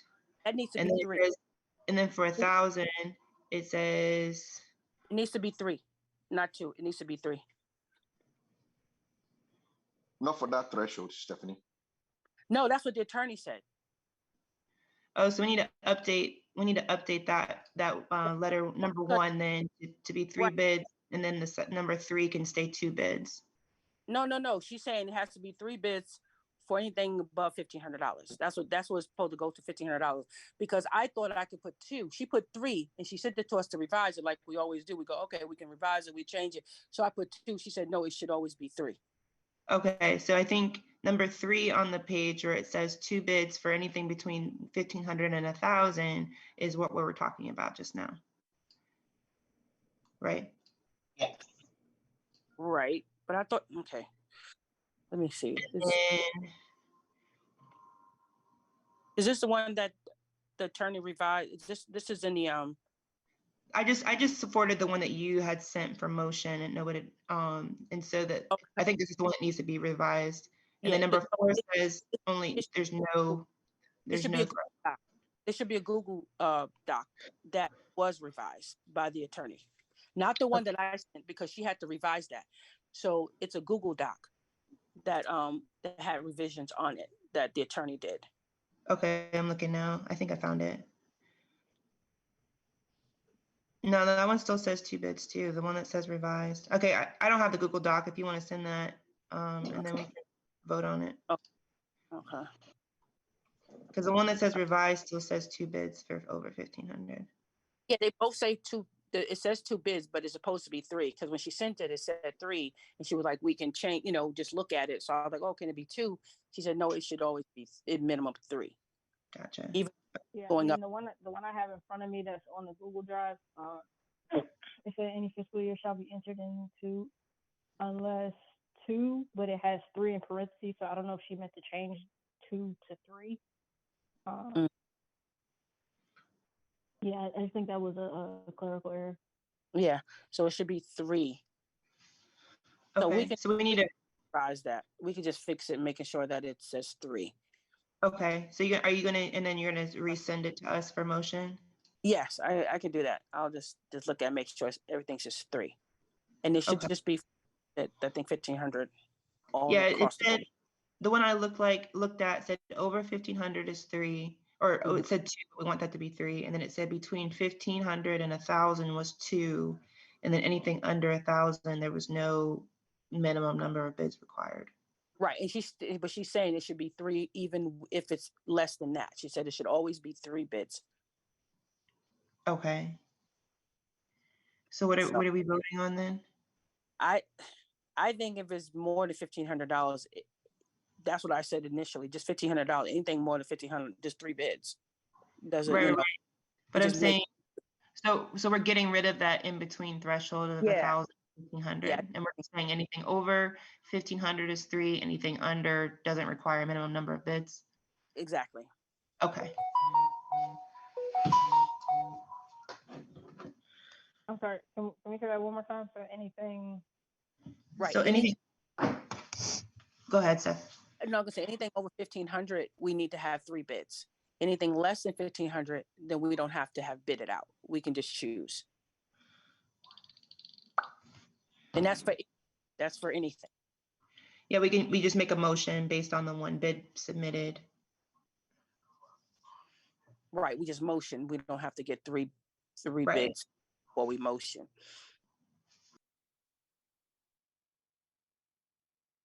And that was 1,500 for the annual cost, if that makes sense. So if we're voting on something that's a monthly cost, we have to consider the annual total.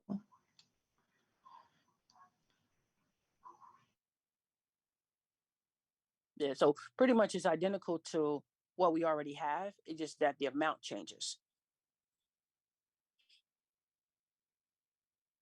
And also, if you look at this, which needs to happen, and I think we haven't been doing it, and we need to start doing it, I'd say with our next group of contractors, we need to meet with these contractors. And I'm not saying one person. That means we can sit down and have a phone call with them, a Zoom call with them, so we can ask questions. And that's what we're required to do, actually. And it has not been done. Yeah, and it would be helpful if we had like a standard like list of questions that go with every bid that we Exactly. are considering. Because I know, like, for example, some of the bids that we received, we don't even know if they meet like the workers' comp or the insurance requirements by landmark. And so I think even before we get to the point where we are evaluating them, they should have to go through a screening process with our property management company to make sure they meet the minimum requirements. So Erin, I hear you volunteering for that one. Did I hear you there? You said what? I said, I take it that you're gonna put those questions together. Well, I'm thinking the print screen. I think Landmark can. I think we can all ask those questions. Any questions we have, we should ask, because we don't know. I mean, there should be standard questions like landscaping. Okay, this, and that. You know, we want to make sure this is done. Yeah, we should ask those. And it's required that we do, and we have never done it. We have never done it. We did it before. When we was on the board before, we were doing that. But since then, we haven't done that. Well, and I know Paige is helping us now with the like the pool contract and stuff like that with the formal RFP. But I think that we should have, even if it's not a formal RFP, we should have a kind of quote unquote RFP pre-screen where we provide the specifications, we provide, you know, all the information they need, you know, for our pool. How many gallons is it? How big is it? How many lifeguards do they need? You know, what are our pool hours or you know, things like that. And then, so when we're getting proposals, they have all the information they need, and then they can provide us back in for like proposals that actually make sense for our requirements. And so I think a baseline list of requirements for any contract should be bare minimum. Exactly. That's a good idea, Erin. And I am, as I'm working on the RFPs, because for some reason there's not one in the system for your pool or your landscaping.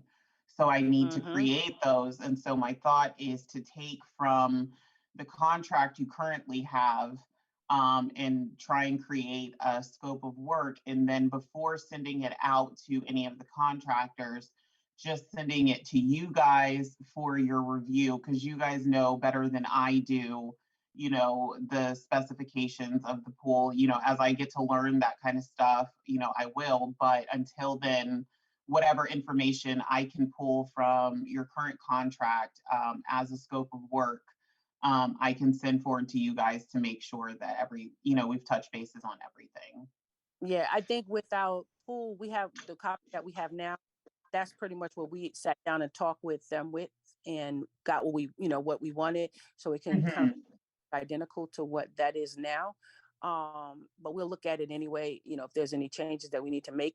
But also with the landscaping, I think we need to look at don't even look at the guy we have, because he doesn't have it. Because every time we say something, he's like, oh, that's not in my contract. That's not in the contract. And I'm thinking, well, okay, it isn't. Somehow I thought it was all part of landscaping, but I guess you have to be very specific to kill the weeds in the ground that's on the sidewalk in the middle of the street. He's saying that's not part of his contract. I thought that was all part of landscaping, but I didn't know that. So now we have to make sure that stuff is said, that, you know, weed, I thought that was part of weed killing or something. We got to be real specific. So I wouldn't suggest look at his, maybe look at a company that we were going to look, that we had a bid from before, kind of look at what they provided and kind of put it out. Do we still with have the that stuff. documentation from programs? Yeah, we have programs, as well as what's the company that we didn't choose last year because they were like $50,000.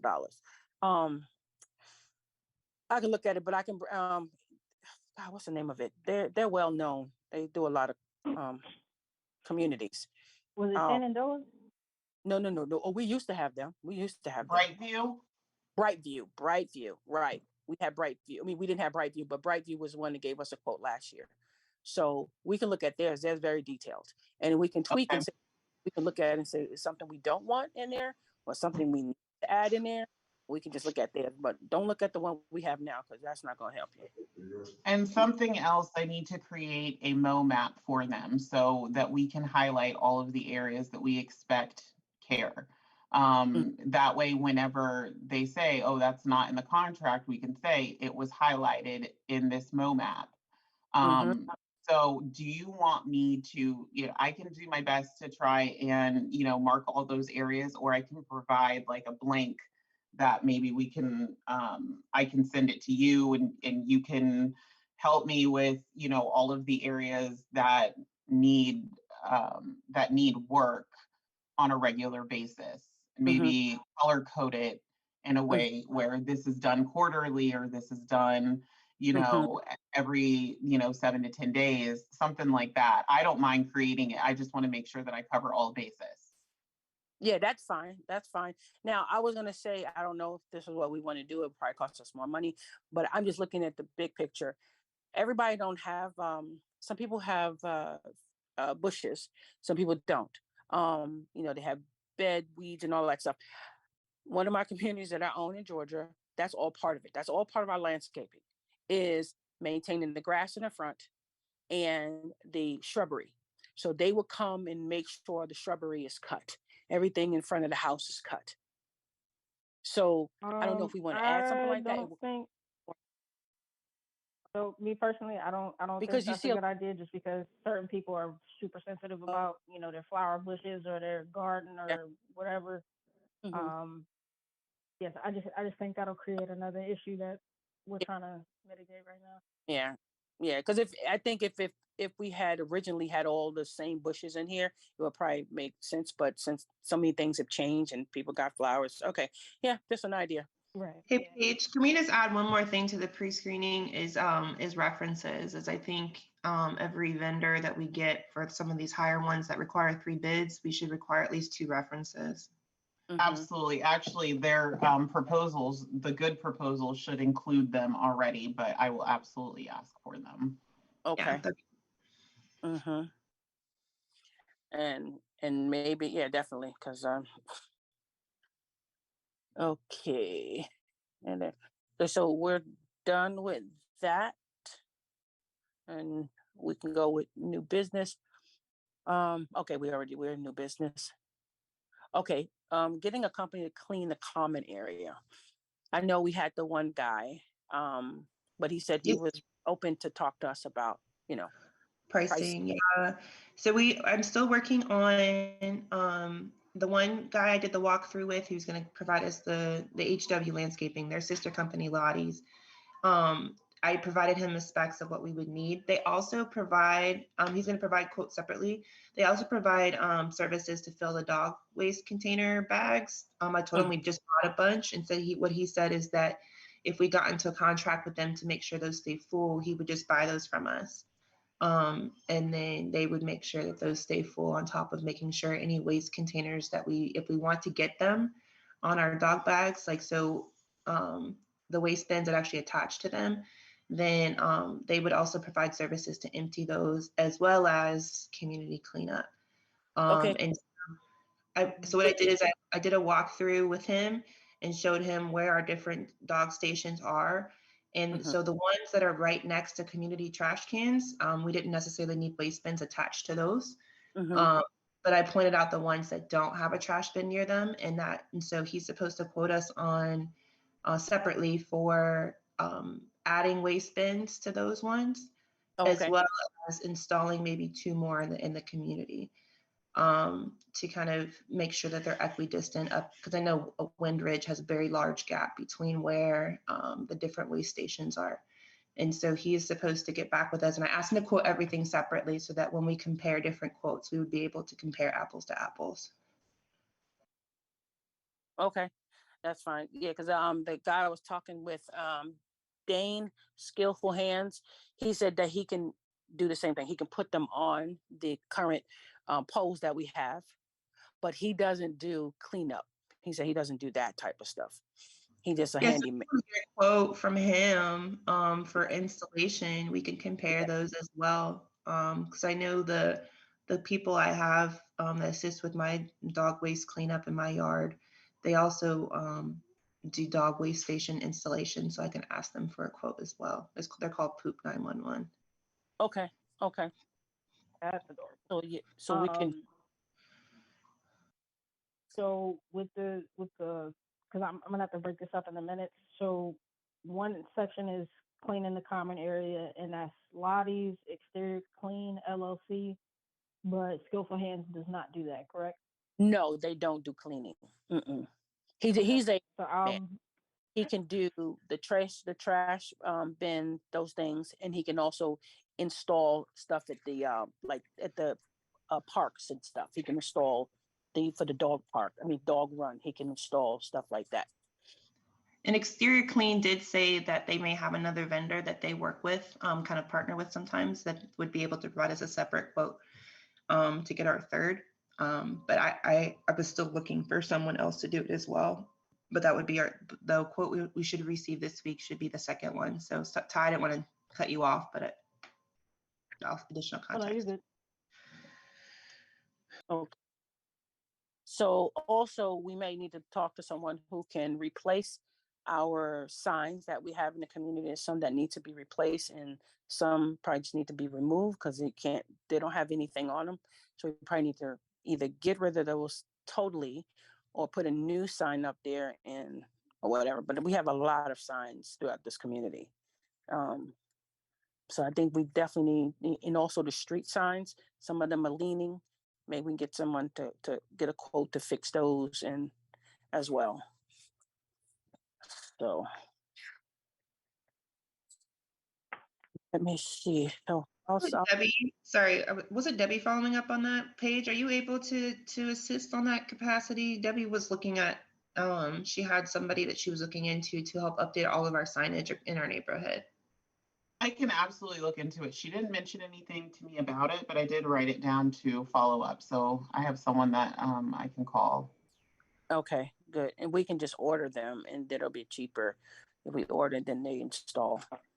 Do you want to, are we trying to repurpose the ones that are kind of like billboard-like, or not billboard, that's not the right word. You know what I'm talking about, the ones that have like where you can put notices on them and stuff. Are we trying to repurpose those or get rid of them or replace them? Are you talking about those, the billboard or whatever you want to call them, the things that the notice boards, or you talking about those? Yeah. I was talking about the street. Huh? I was talking about the street signs. You're talking about the notice boards that we have. I think. Oh, I thought we were refreshing all of them. I thought we were doing street signs, community signs, and those bulletin boards. Yeah, we can do those too. We have two, one on each entrance, and the one that broke in the plexiglass thing, we never got that fixed. Did we ever find somebody that gave us a quote on that? No, I think Debbie was gonna. I drove past. I can replace that. Sorry. But anyway. Well, I drove Are past you guys today, utilizing and, these it looked boards? like. Huh? Are you guys actually utilizing these boards? No. Because then why fix it? You know, and instead of just remove it. Yeah, I think the main entrance we should keep, because when we have meetings and stuff like that, or what we used to do before we put that, because these things didn't exist before. We had those signs that we have in the clubhouse right now that we would stick on the grass, and a meeting on Monday or Wednesday or whatever it was, and it had the times. That's what we were doing before they got these boards. Because if you don't maintain them, if you're not using them on a regular basis, they just kind of sit there. You know, so. Yeah, I like the idea of repurposing. I know we don't currently use them and they're not very pretty, but I think that if we invest in kind of making them a little more noticeable, that we should also invest our time as a board to make sure that we use them for communication. So maybe posting our newsletter, maybe printing a couple copies and putting those on there. As I think they look nice. The Ty spends a lot of time on those. And then any announcements, any upcoming stuff, and just maybe have 2 to 3 things that we do on a monthly basis, maybe that rotate out. Well, we had that. I mean, we had that at the clubhouse. When you come outside the clubhouse, there's a board there. That's what that was for. That was initially what that was for people to come to a central location, to go, okay, let me go to the clubhouse. What most people will do, go to the clubhouse and see what's going on in the clubhouse. So they would look at that. If we had anything going on, it would be taped there. The problem is and we can see it. By having it everywhere, we see that we're not utilizing it. So it's not, Yeah. if you central location, it's just better. When you have all these different places, it doesn't get utilized.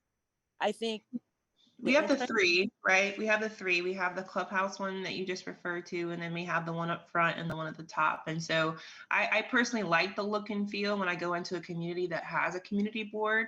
I think the reason that we don't use them is because we haven't been. And so just my 2 cents is that I know communication has been something that we've been harping on, you know, and so I think it's just another mechanism since they already exist and we already have the But what do we information. need?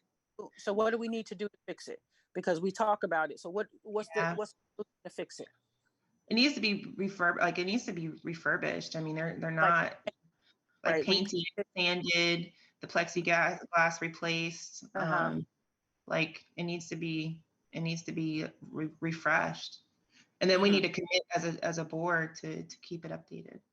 I agree. I mean, I think we should, but again, yeah, I mean, I think we should. I can take that on. Just put it. I mean, I don't have a problem with. I mean, you know, Manny's a handyman. You want to help us? That could be a project because I'm all about trying to save money. I'm pretty good at saving money, and I'm very financially savvy, and I know how we can do things together as a board or even a community to come out and say, hey, this is your community too. If you want to help us do this, we can do this. Everything doesn't have to be we spend money, you know, if we don't have to. If we can save money, because we have a lot of projects that we really need to do, that if we can save money, we can spend it, you know, better elsewhere. So I don't have a problem getting out there and sanding or replacing plexiglass and know how to do it. So it's not a problem for me.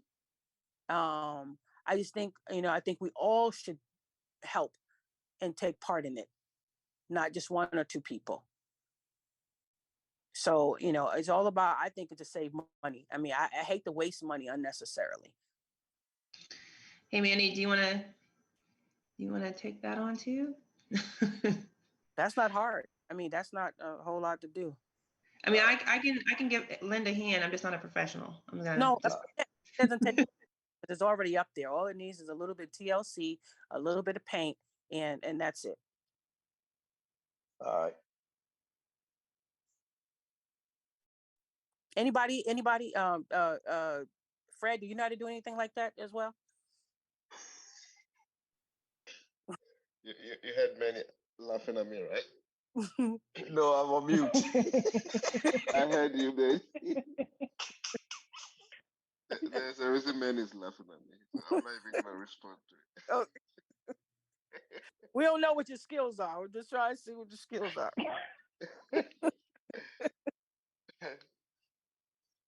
No, he will help me. He will help me. He will help. So Paige is going to follow up on community signage, and then we as a board are going to follow up on the bulletin boards themselves, and then just ensuring they stay up to date. Yeah. So when, I like to ask the who, what, when, and how. So we know who's the who's, when, and we know how we're going to do this. So I think the time frame, when are we looking to try to get this done? Because you know me, I'll be ready to do it tomorrow. But everybody don't have the same type of flexibility.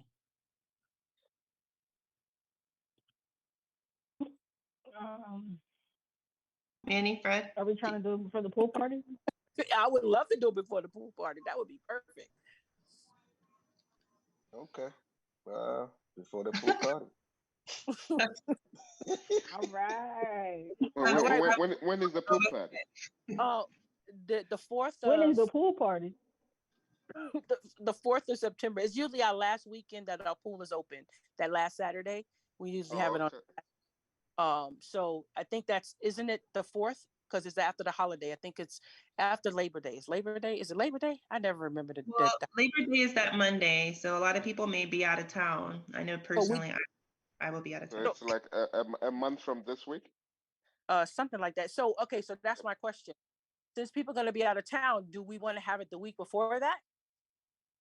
I'm good with that.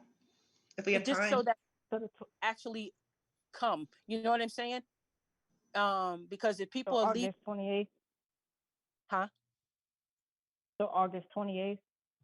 Yeah, that might be better. I think Oh, the I'm sorry. 28th. No, hold on. Wait a minute. Is that a Saturday? The 28th? Let me look. No, let me back up. 26th. It will either be August 26th or September 2nd. Okay, September 2nd, isn't that the holiday? Yeah, that's Labor Day weekend. Oh no. Right. So people gonna be probably going to holiday weekend. So we want to try to get people while they're here. So maybe the week before that. The 26th. So August 26th. Oh gosh. And what's the day?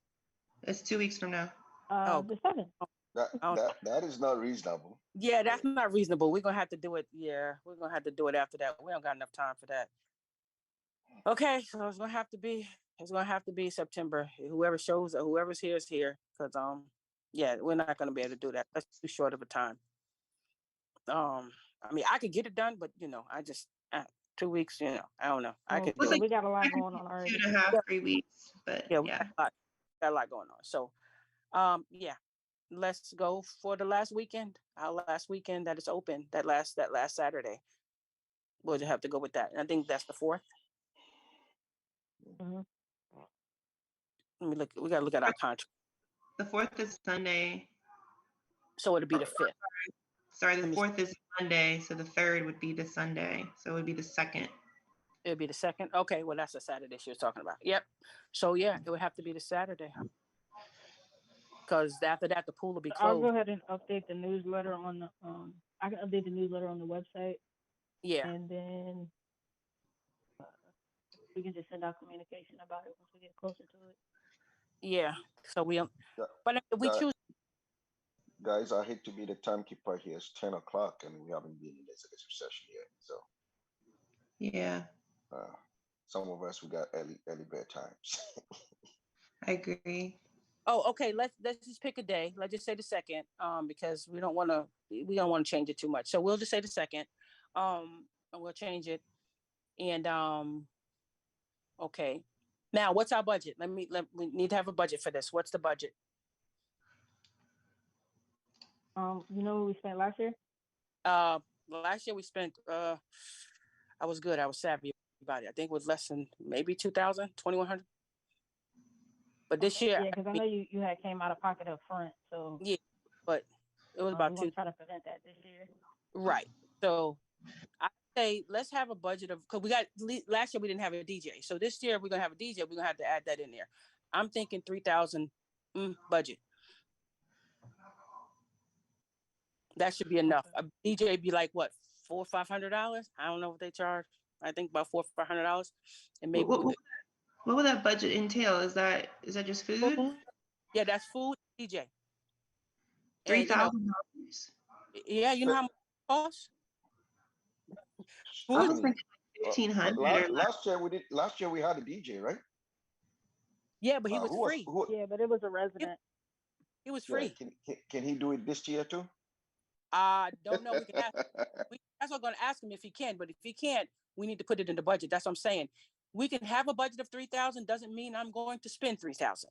So if I can work with a budget, I'm very savvy financially, so I can try to definitely bring in less than 3,000. But I just want to know I have some cushion if I need. I would err on the other. Would it help if we did like a RSVP type situation where we just send out a link and? Well, we always do that.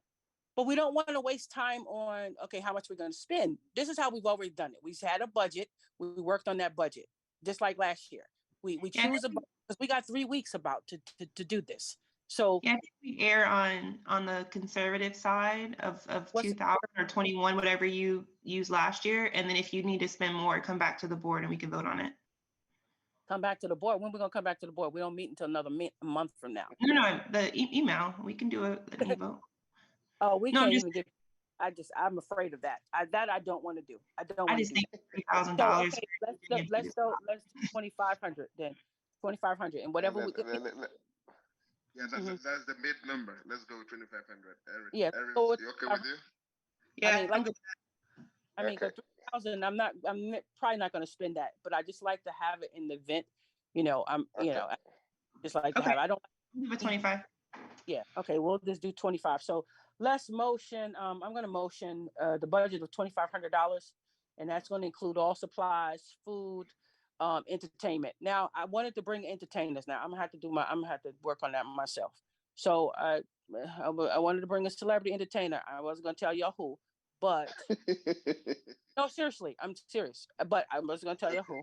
But he's kind of expensive, and I was coming out of my pocket for that one. But Wow. he is. I don't think he's available until the 4th. So I got to talk to him. So I'll find out. I don't know. I don't know if anybody know Death Row and all that stuff. Yeah, he's a singer. But anyway, if I can't get him, I'm gonna try and see if I can get another person. Again, that's gonna come out of my pocket because you're not gonna pay for that. I mean, I could bring Alicia Keys. How about that? If you could bring a key, go right ahead. You bring Alicia Keys. Please. I mean, what are the kids? Is Paw Patrol a concept still? Like, Yeah. maybe we can get a Paw Patrol dude to come through. I'm sorry. Also, that's also with our night out. So we're gonna coordinate that with our night out. Okay. Yeah. Gotcha. All of that. So last year I had the police come, I had the fire department come, we had a bouncy thing. So all of that was cost too. So we had the bouncing machine, the bouncing thing, all that. So all that's included. So, but I'm like I said, I'll try to work on the entertainment. See we get. Let's see. So okay, 2,500. If I need more, I'm gonna let y'all know. But I'm gonna try to, make do with the 1,500. Can we defer the fencing of the basketball court to the next meeting, just for sake of time? I'm sorry, not 15. That's 1,500. 2,500. Yeah, we could again. We'll just move it to the next meeting because we're not gonna have time to talk about that. And we already talked about the tow company. I know we're still tow company. We definitely need to talk about tow company today. We need to choose. And we were talking about Shanks because myself and Ty have gone through several different tow companies, and most of these companies, and even with the last meeting with Ryan, he explained that most of these tow companies are like private for, like, if you get, if your car break down, those are the type of ones that are working. The ones that actually do is called, I can't think of the name of it, is usually Shanks or Dominion. Those are the main ones that do that kind of work. So this is why the company we had was working for a little while, but they ended up firing the lady who did that part. She ended up leaving. So their company is not doing it anymore. They're not doing it anymore. She was the only one that was doing it. So all they do is like pick up, if there's an accident, they pick up vehicles. So this is why we're kind of stuck and we're having complaints right now. And I see it too. People keep parking in the visitor space who live here. So and real quick, just to back up for the minutes, for the motion for the supplies, is everybody good? Well, what supply? With that? For Which the party. Yeah, we said 25. You had started the motion? Yeah, I said, okay, I want a motion that our budget for this party is $2,500. I second the motion. And then Frederick, yeah. All right. All in favor? Aye. Okay, I'm about to say we got 3 people. Okay, so we got $2,500 budget for that. And then now we're talking about the tow company. We have to we're gonna have to go with somebody, and I think the only ones who do that is Shanks and the other one. And I know there was concerns about Shanks and news, but if you do some research, so sometimes I like to do research about stuff because people can say anything, and anything it could be on the internet. If you've seen it, it was never founded. It was never, I did the research. So if anybody want to go look at the article, it shows that they weren't charged. Okay. So, and I don't think nobody's perfect when it comes to tow companies. Everybody hates tow companies. I just think we make sure that we are clear what we expect of them. Then it shouldn't be a problem, because the other companies we had, they were new when it comes to this stuff. They weren't really, again, these aren't companies that tow like this. They pick up cars on the side. That's what they do. But we asked them to work with us, and they tried, they weren't all successful. So I think we got to go with somebody because we can't leave it the way it is. So I don't think, though, for the sake of timing, though, we should ignore our declaration of requiring 3 bids. And so, and I've had personal experience with Shanks Towing, and It's I know not- that. Let me it's finish not- what I was going to say. Let me no, finish. we don't get bids. I'm trying to tell you, we don't get bids on these. You don't get bids because we don't pay them anything. It's not a bid. We Is the don't pay. board- No, we don't do. No, we don't do bids. Not for towing. Now the Yeah, no, board. it's strictly within places, just strictly an agreement, and they have to abide by our terms. And then if they don't, we just terminate. We just terminate. And I mean, again, yeah, and I I can think be that's out. part of the issue of why we can't get companies, because they're used to contracting with places where they they get money. Where for here, you make money based off of what you are permitted to tow. Yeah, I mean, I can be outvoted. I can recluse myself from this vote. I know I voiced my concerns already on the chat and, personally with Ty. I've had personal experience with Shanks Towing, and I know other people who have as well. And I know that they're known to be predatory and borderline criminal. And so I'm not going to support them. I'm sorry. I understand. We've Yeah, had like I said before, I'm completely fine with taking full responsibility and accountability for what they do. No, I don't like think. I mentioned, we No, reached Ty. out to. Ty, don't Well, no, do that. it's. You're not taking full response. We I mean, as a but board, we're gonna make a decision together, and we don't have a crystal ball, okay, to see what people are gonna do. We can think they're gonna do the best and they can do the worst. We can think they can do the worst and they can do the best. So we don't want it to be no one person takes accountability for that. That's not fair. That's not fair. So if we choose as a board, we're gonna stick together as a board and we're gonna choose. Now, everybody don't have to agree, and that's the wonderful thing about a board. We all don't agree, and we're never going to agree. To me, that's not a board when everybody agrees all the time about everything, then that's a dictatorship. So we are human, and I respect Erin's idea. If she feels she doesn't like them, she has all the right to say, I don't like them. And you know what? We go, okay, fine. But I expect her to respect our decision and accept it and support us. That's it. Yeah, I mean, and like she said, she doesn't have to vote in favor of it. It's Exactly. just honestly, like, we reached out to. I know as to date we've reached out to at least 30 different towing companies.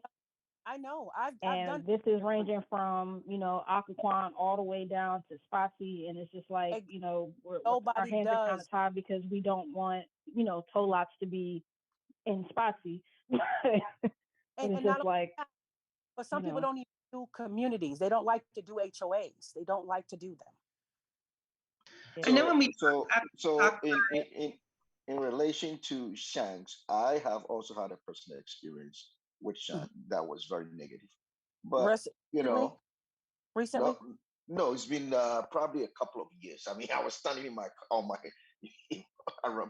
I mean, they nashed. I would say that. However, I mean, we've done our work as a board. We've looked at this. Ty has looked at it from all angles. It's a very hard industry. If we decide to go with Shanks, I'm gonna be watching them. I'll be honest with you, because that is what we're supposed to do as a board anyway. So absolutely, that is my take. Absolutely, anybody we hire, work with a contractor, we're supposed to watch them. We're supposed to watch them. Well, you watch the ones that you've had personal experiences with that was not positive, right? So that is just human. No, but you definitely watch them even more. But I think for anybody, it's our responsibility to make sure our contractors are doing what we want and need them to do for our community. Correct. They will only do, Shanks can only do what is spelled out on their contract. They will only communicate with those who are that's spelled out on the contract. So whatever you put in there is what they will enforce. And we can change it. There's a do not tow list if you guys need to change the parameters for any reason, holidays, whatever, you are able to kind of spell all of that out. And I think that will, I mean, it's usually beneficial for the communities. I work with them in a few of my communities. Of course, I do have, the regular complaints, but as long as it's within the parameters of that we set forth in the contract, then you are good to go. They also do provide a tow report as well. Whenever they do tow, they show pictures along with, all documentation. They do provide that. I think the only other recommendation I would make, regardless of the company, is just a published and consistent rate schedule for them as far as how much it costs to recover your vehicle. And that's regardless of which company we go with. And then the only other comment I wanted to make is that I don't know if it's Dominion or not that we had last year, but I remember when Ty reached out and said she was having issues finding people, and I reached out to a company. He said that he was contracted with us last year and he would be open to doing it again. We would just need to make sure that we had rules in place that he could follow, because he felt like he was being micromanaged last year. That was just his comment. And so I just wanted to let you know there is another option. If we are going to have this parking resolution in place, I think that should take care of that issue as well. Yeah, Did you guys contact North Star Towing? North Star? Yes. Yes. And what did they say? Because I've worked with them before. So North Star, they told me straight up and down they don't work with HOA. Okay. And so I was just and I got that response from a lot of the companies, and I specifically looked up companies that work for HOA. So I don't know if it's one of those, we have a reputation of being difficult to work with as far as towing because we are so hands-on about it. But a lot of companies were not trying to work with us. Yeah, a lot of the companies were, their reviews were suffering because of HOAs. I know I used to work with North Star over in Lee's Hill when I used to work there. So, they may have changed their policies and just gone ahead and did away with that. Right. So, yeah. I think what we need to be clear on is not only telling the tow company what we expect them to do, but also having a clear definition of what the responsibilities of the homeowners or the residents here as well. See, a lot of times we want to take accountability, but we don't make anybody else accountable. Everyone has to be accountable in this. Okay, the tow company is going to do what they're going to do, and that's if the people are following the rules. If they're following the rules, but we have to be clear and concise what those rules are. We don't want people to try to guess it. It needs to be specific, because that's frustrating too. Also, we need to tell management companies, and we'll probably I'll ask Paige to do that, find out who our management companies are in here, and send something out to them and saying, hey, when they are renting, please let people know that they are guaranteed 2 slots only. We can't guarantee you 5 car slots. So that becomes a problem when they're now asking where can they park their 5 vehicles. So it's a little part of what we have to do as well, and what they have to do, So I think that's a big issue. So that's what we'll definitely work on. We'll definitely work on. All right, so we're gonna go with Shanks for now. We motion on it. Ty, you want to make that motion, or I can make the motion? It doesn't matter to me, but we need to make a decision because. Okay. I motion to sign or do the agreement with Shanks Phone Company for community. Yeah, I second that. All in. Okay, so we vote for the motion. Okay, everybody except for one. Erin says she doesn't want to do it, and that's fine. That's all perfect. So if the motion passed, and you could just say that Erin recused herself from it, so that's fine.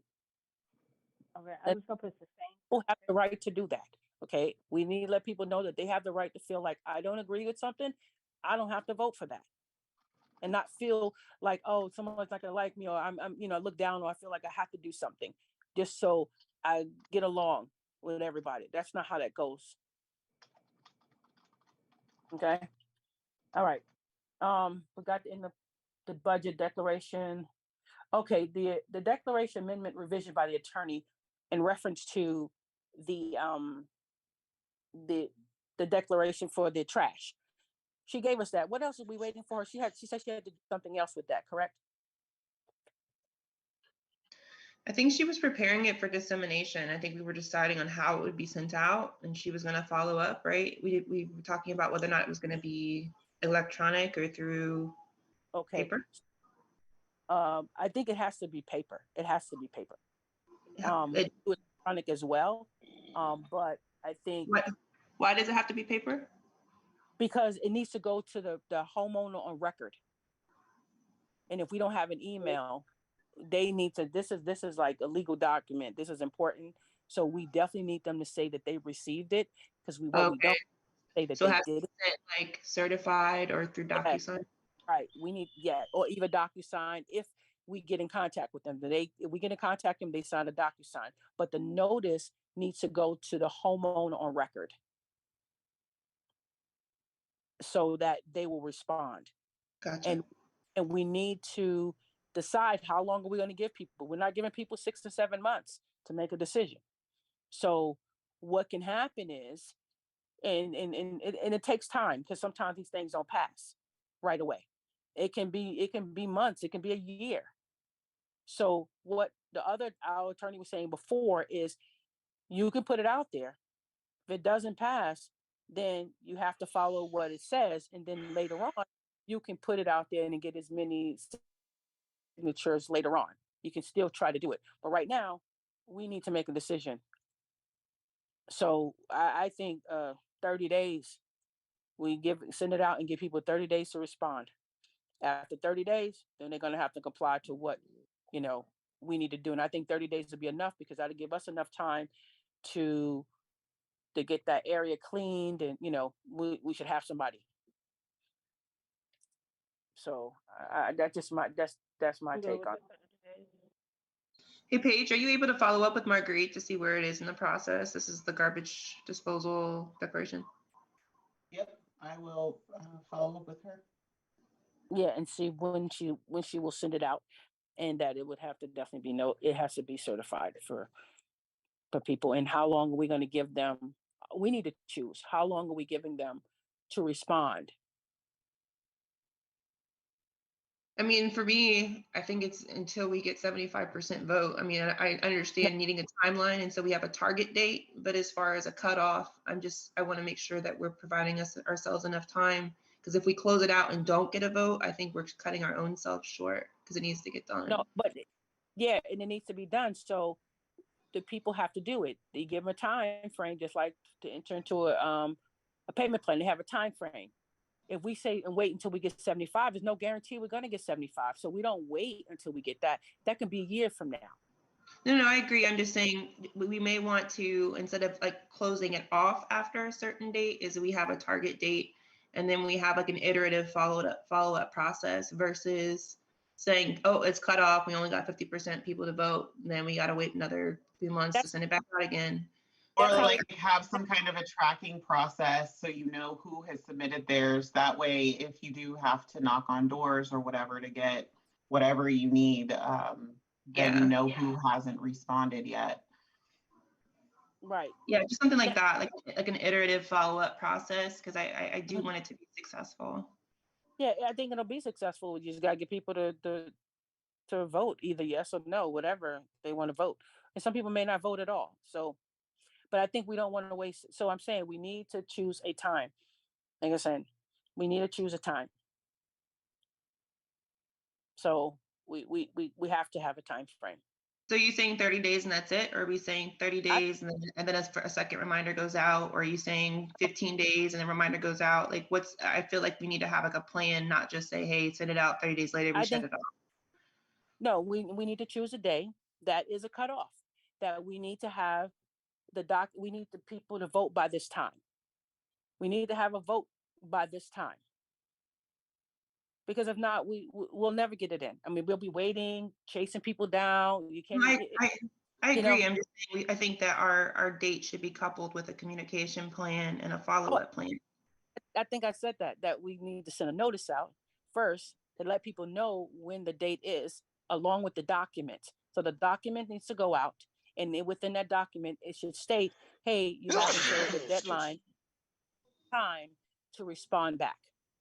Right. And then I think in the between that and a due date, we should provide a follow-up, just like we do for our violation notices, to allow people time or the opportunity or a reminder to follow up. I think that We can send an email out. We can send an email out and say, hey, just a reminder, you have 2 more weeks or you have another week. Please don't forget to yeah, that's a good idea. vote. If they want to vote. I mean, if people want to vote, we can't make people do something they don't want to do. So, and I don't want to hound anybody to do it. So we want people to vote. They vote on what they want to vote. People do what they choose. Trust me, when people want something around this community, they do it. And you don't have to chase them.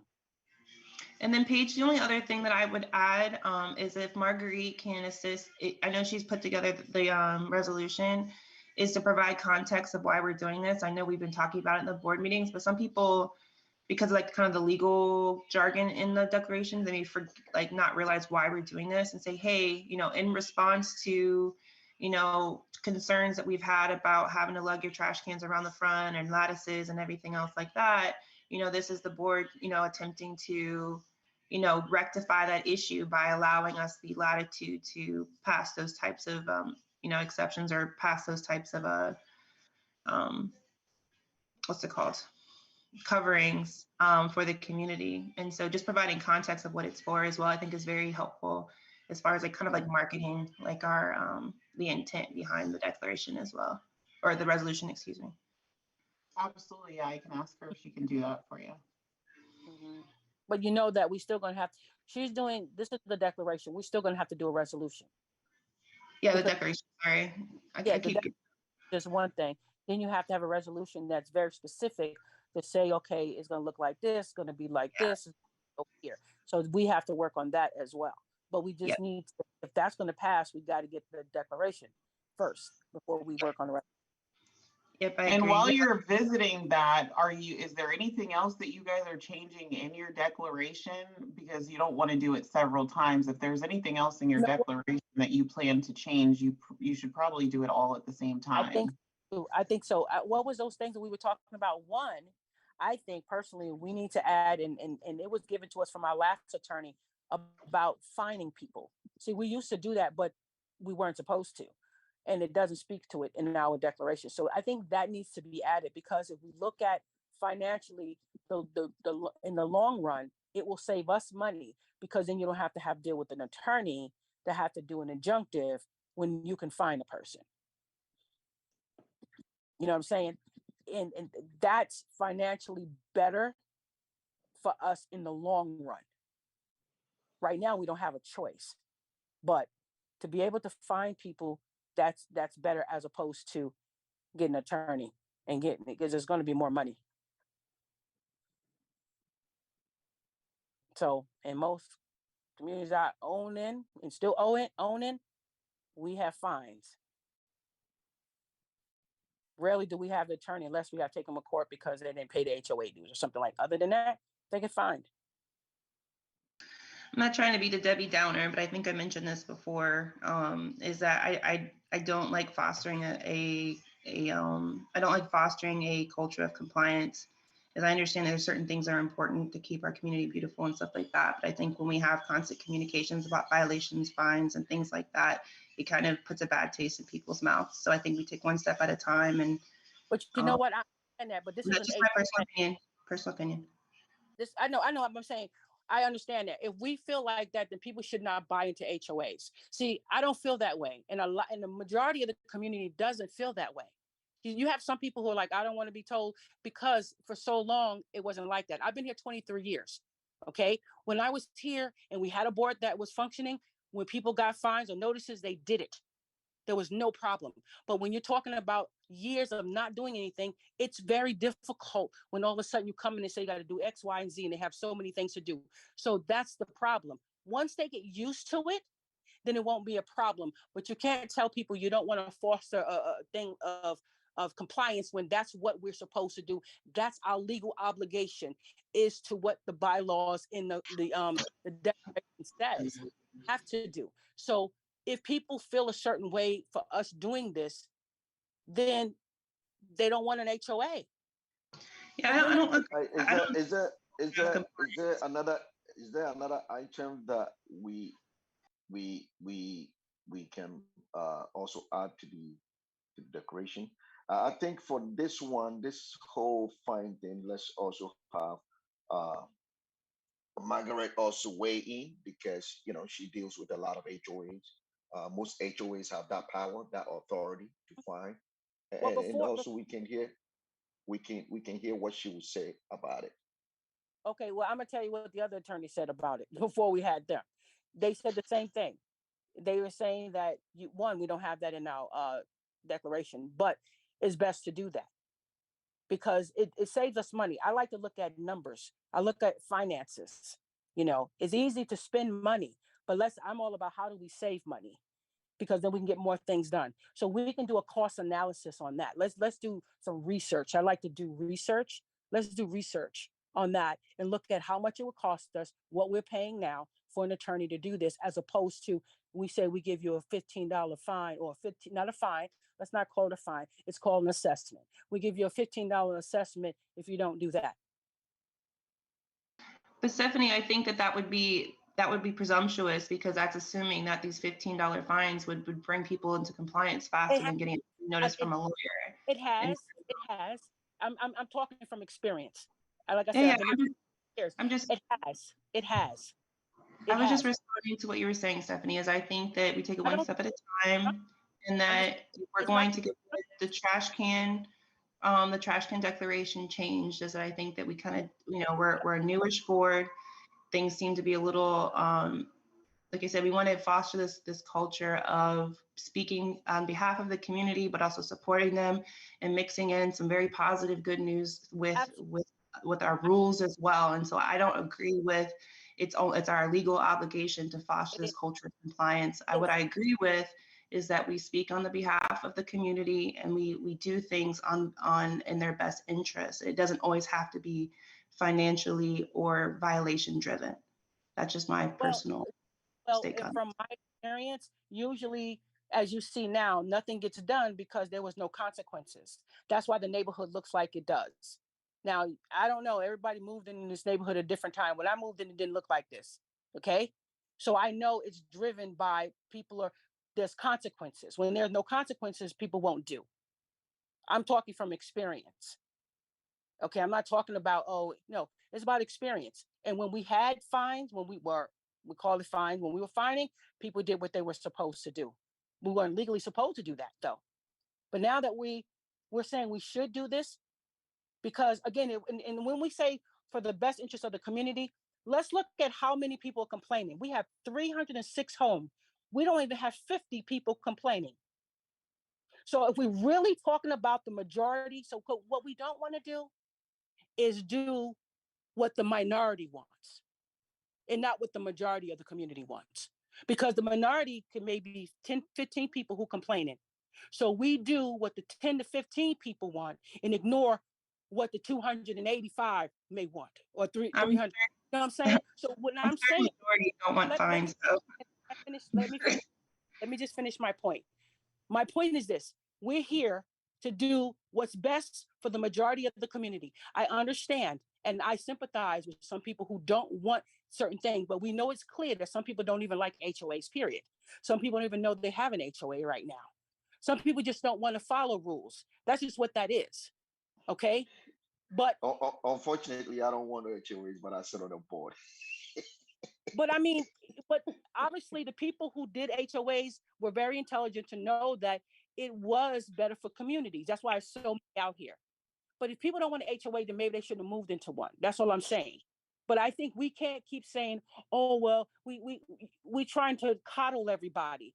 We can't. We're not going to make everybody happy. So we make the 20 people that complain happy. Now we got 200 and something unhappy. So we got to pick our battles. We're going to have to pick our battles and say, we're doing what we can. We're doing what we're legally supposed to do as well. We know that everybody's not going to be happy. But my goal is this. What can we do to help them follow the rules as opposed to, hey, you just do this. When they say, well, it's hard. Okay, what can we do to help you comply? Because you have to comply. So how can I help you comply? See, that's the better thing to do. But the majority of the people that said they can't comply is because the people that we did in the hearings, it was a financial reason. And so slapping a fine on top of that doesn't make sense to me. But I think we should move on though, because it's Guys, we're not- I hate to be the timekeeper again here. Okay, You I'm know, sorry, we are but really, you're we mixing are it all really up. deep into this. Find people because it's something they cannot do. It's all on an individual basis, okay? We're not going to make it all everybody because everybody is not the same. So it's an individual basis. So if a person comes to us and say, I have a extenuating circumstances, we can extend that. That's what a board can do. And I think they would respect that. But not to enforce things that we're supposed to and devalue the rest of our community because of one person or two people. It's not right. And guess what? You open yourself up for liability. Trust me when I tell you this. I know y'all don't like to listen to me, but trust me when I tell you this. It opens us up for liability. That's all I'm going to tell you. That's all I'm going to tell you. So I understand. All right, guys, you know, I like to know when we're gonna end this meeting. I'm sorry, but you know, we've been on this for since 7 o'clock. You know. I know. Okay, so you know. what's the next step? Go to change the revision violations, current legal. What we have in touch, I will suggest we table it for another meeting, and we can go ahead and wind this meeting down. Okay, please. So, okay, where am I? Okay, I'm on the wrong one here. Okay, let's. So we're on the solar panel resolution that was drafted by the attorney. I think we're gonna move that page and the basketball court one to the next. Okay, so then you guys want to go ahead and motion to go into executive session? No. That we have to address that one because they have 60 days. They have 60 days for us to respond, and it's been 30 days now for that. So we have to vote on that one. So we can go into executive session on that, but yeah, we have to do something about the solar panels. And I wanted to find out if it's more than one house. Did anybody look at the plans? Yeah, I mean, looking at the plans, I'm thinking that there's maybe a panel, like, because sometimes they have the power banks. Maybe that's what's on the back side of the house versus the side of the house that's next to them. I mean, not the side of the house, the top of the house. So, because the layout, like if you turn it the other way, it looks like the panels are on top, and then there's something behind the house. I don't think it's on the next neighbor's roof.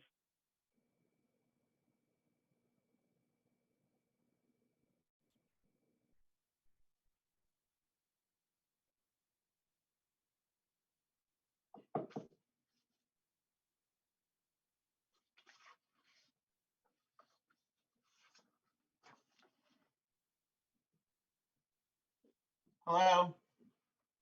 Do we have the graphic? Yeah, we here. Okay, let's motion to go into executive session so that we can discuss the applications, and then you guys can move forward with it. We're not going to discuss the resolution right now, but we can discuss the applications within executive session. If we can go ahead and get a motion. I'll make a motion to get into the executive session now. A second. Thank you. And thank you to everyone else who has joined the meeting. You may go ahead and sign out. This is the part of the meeting that only the board is privy to.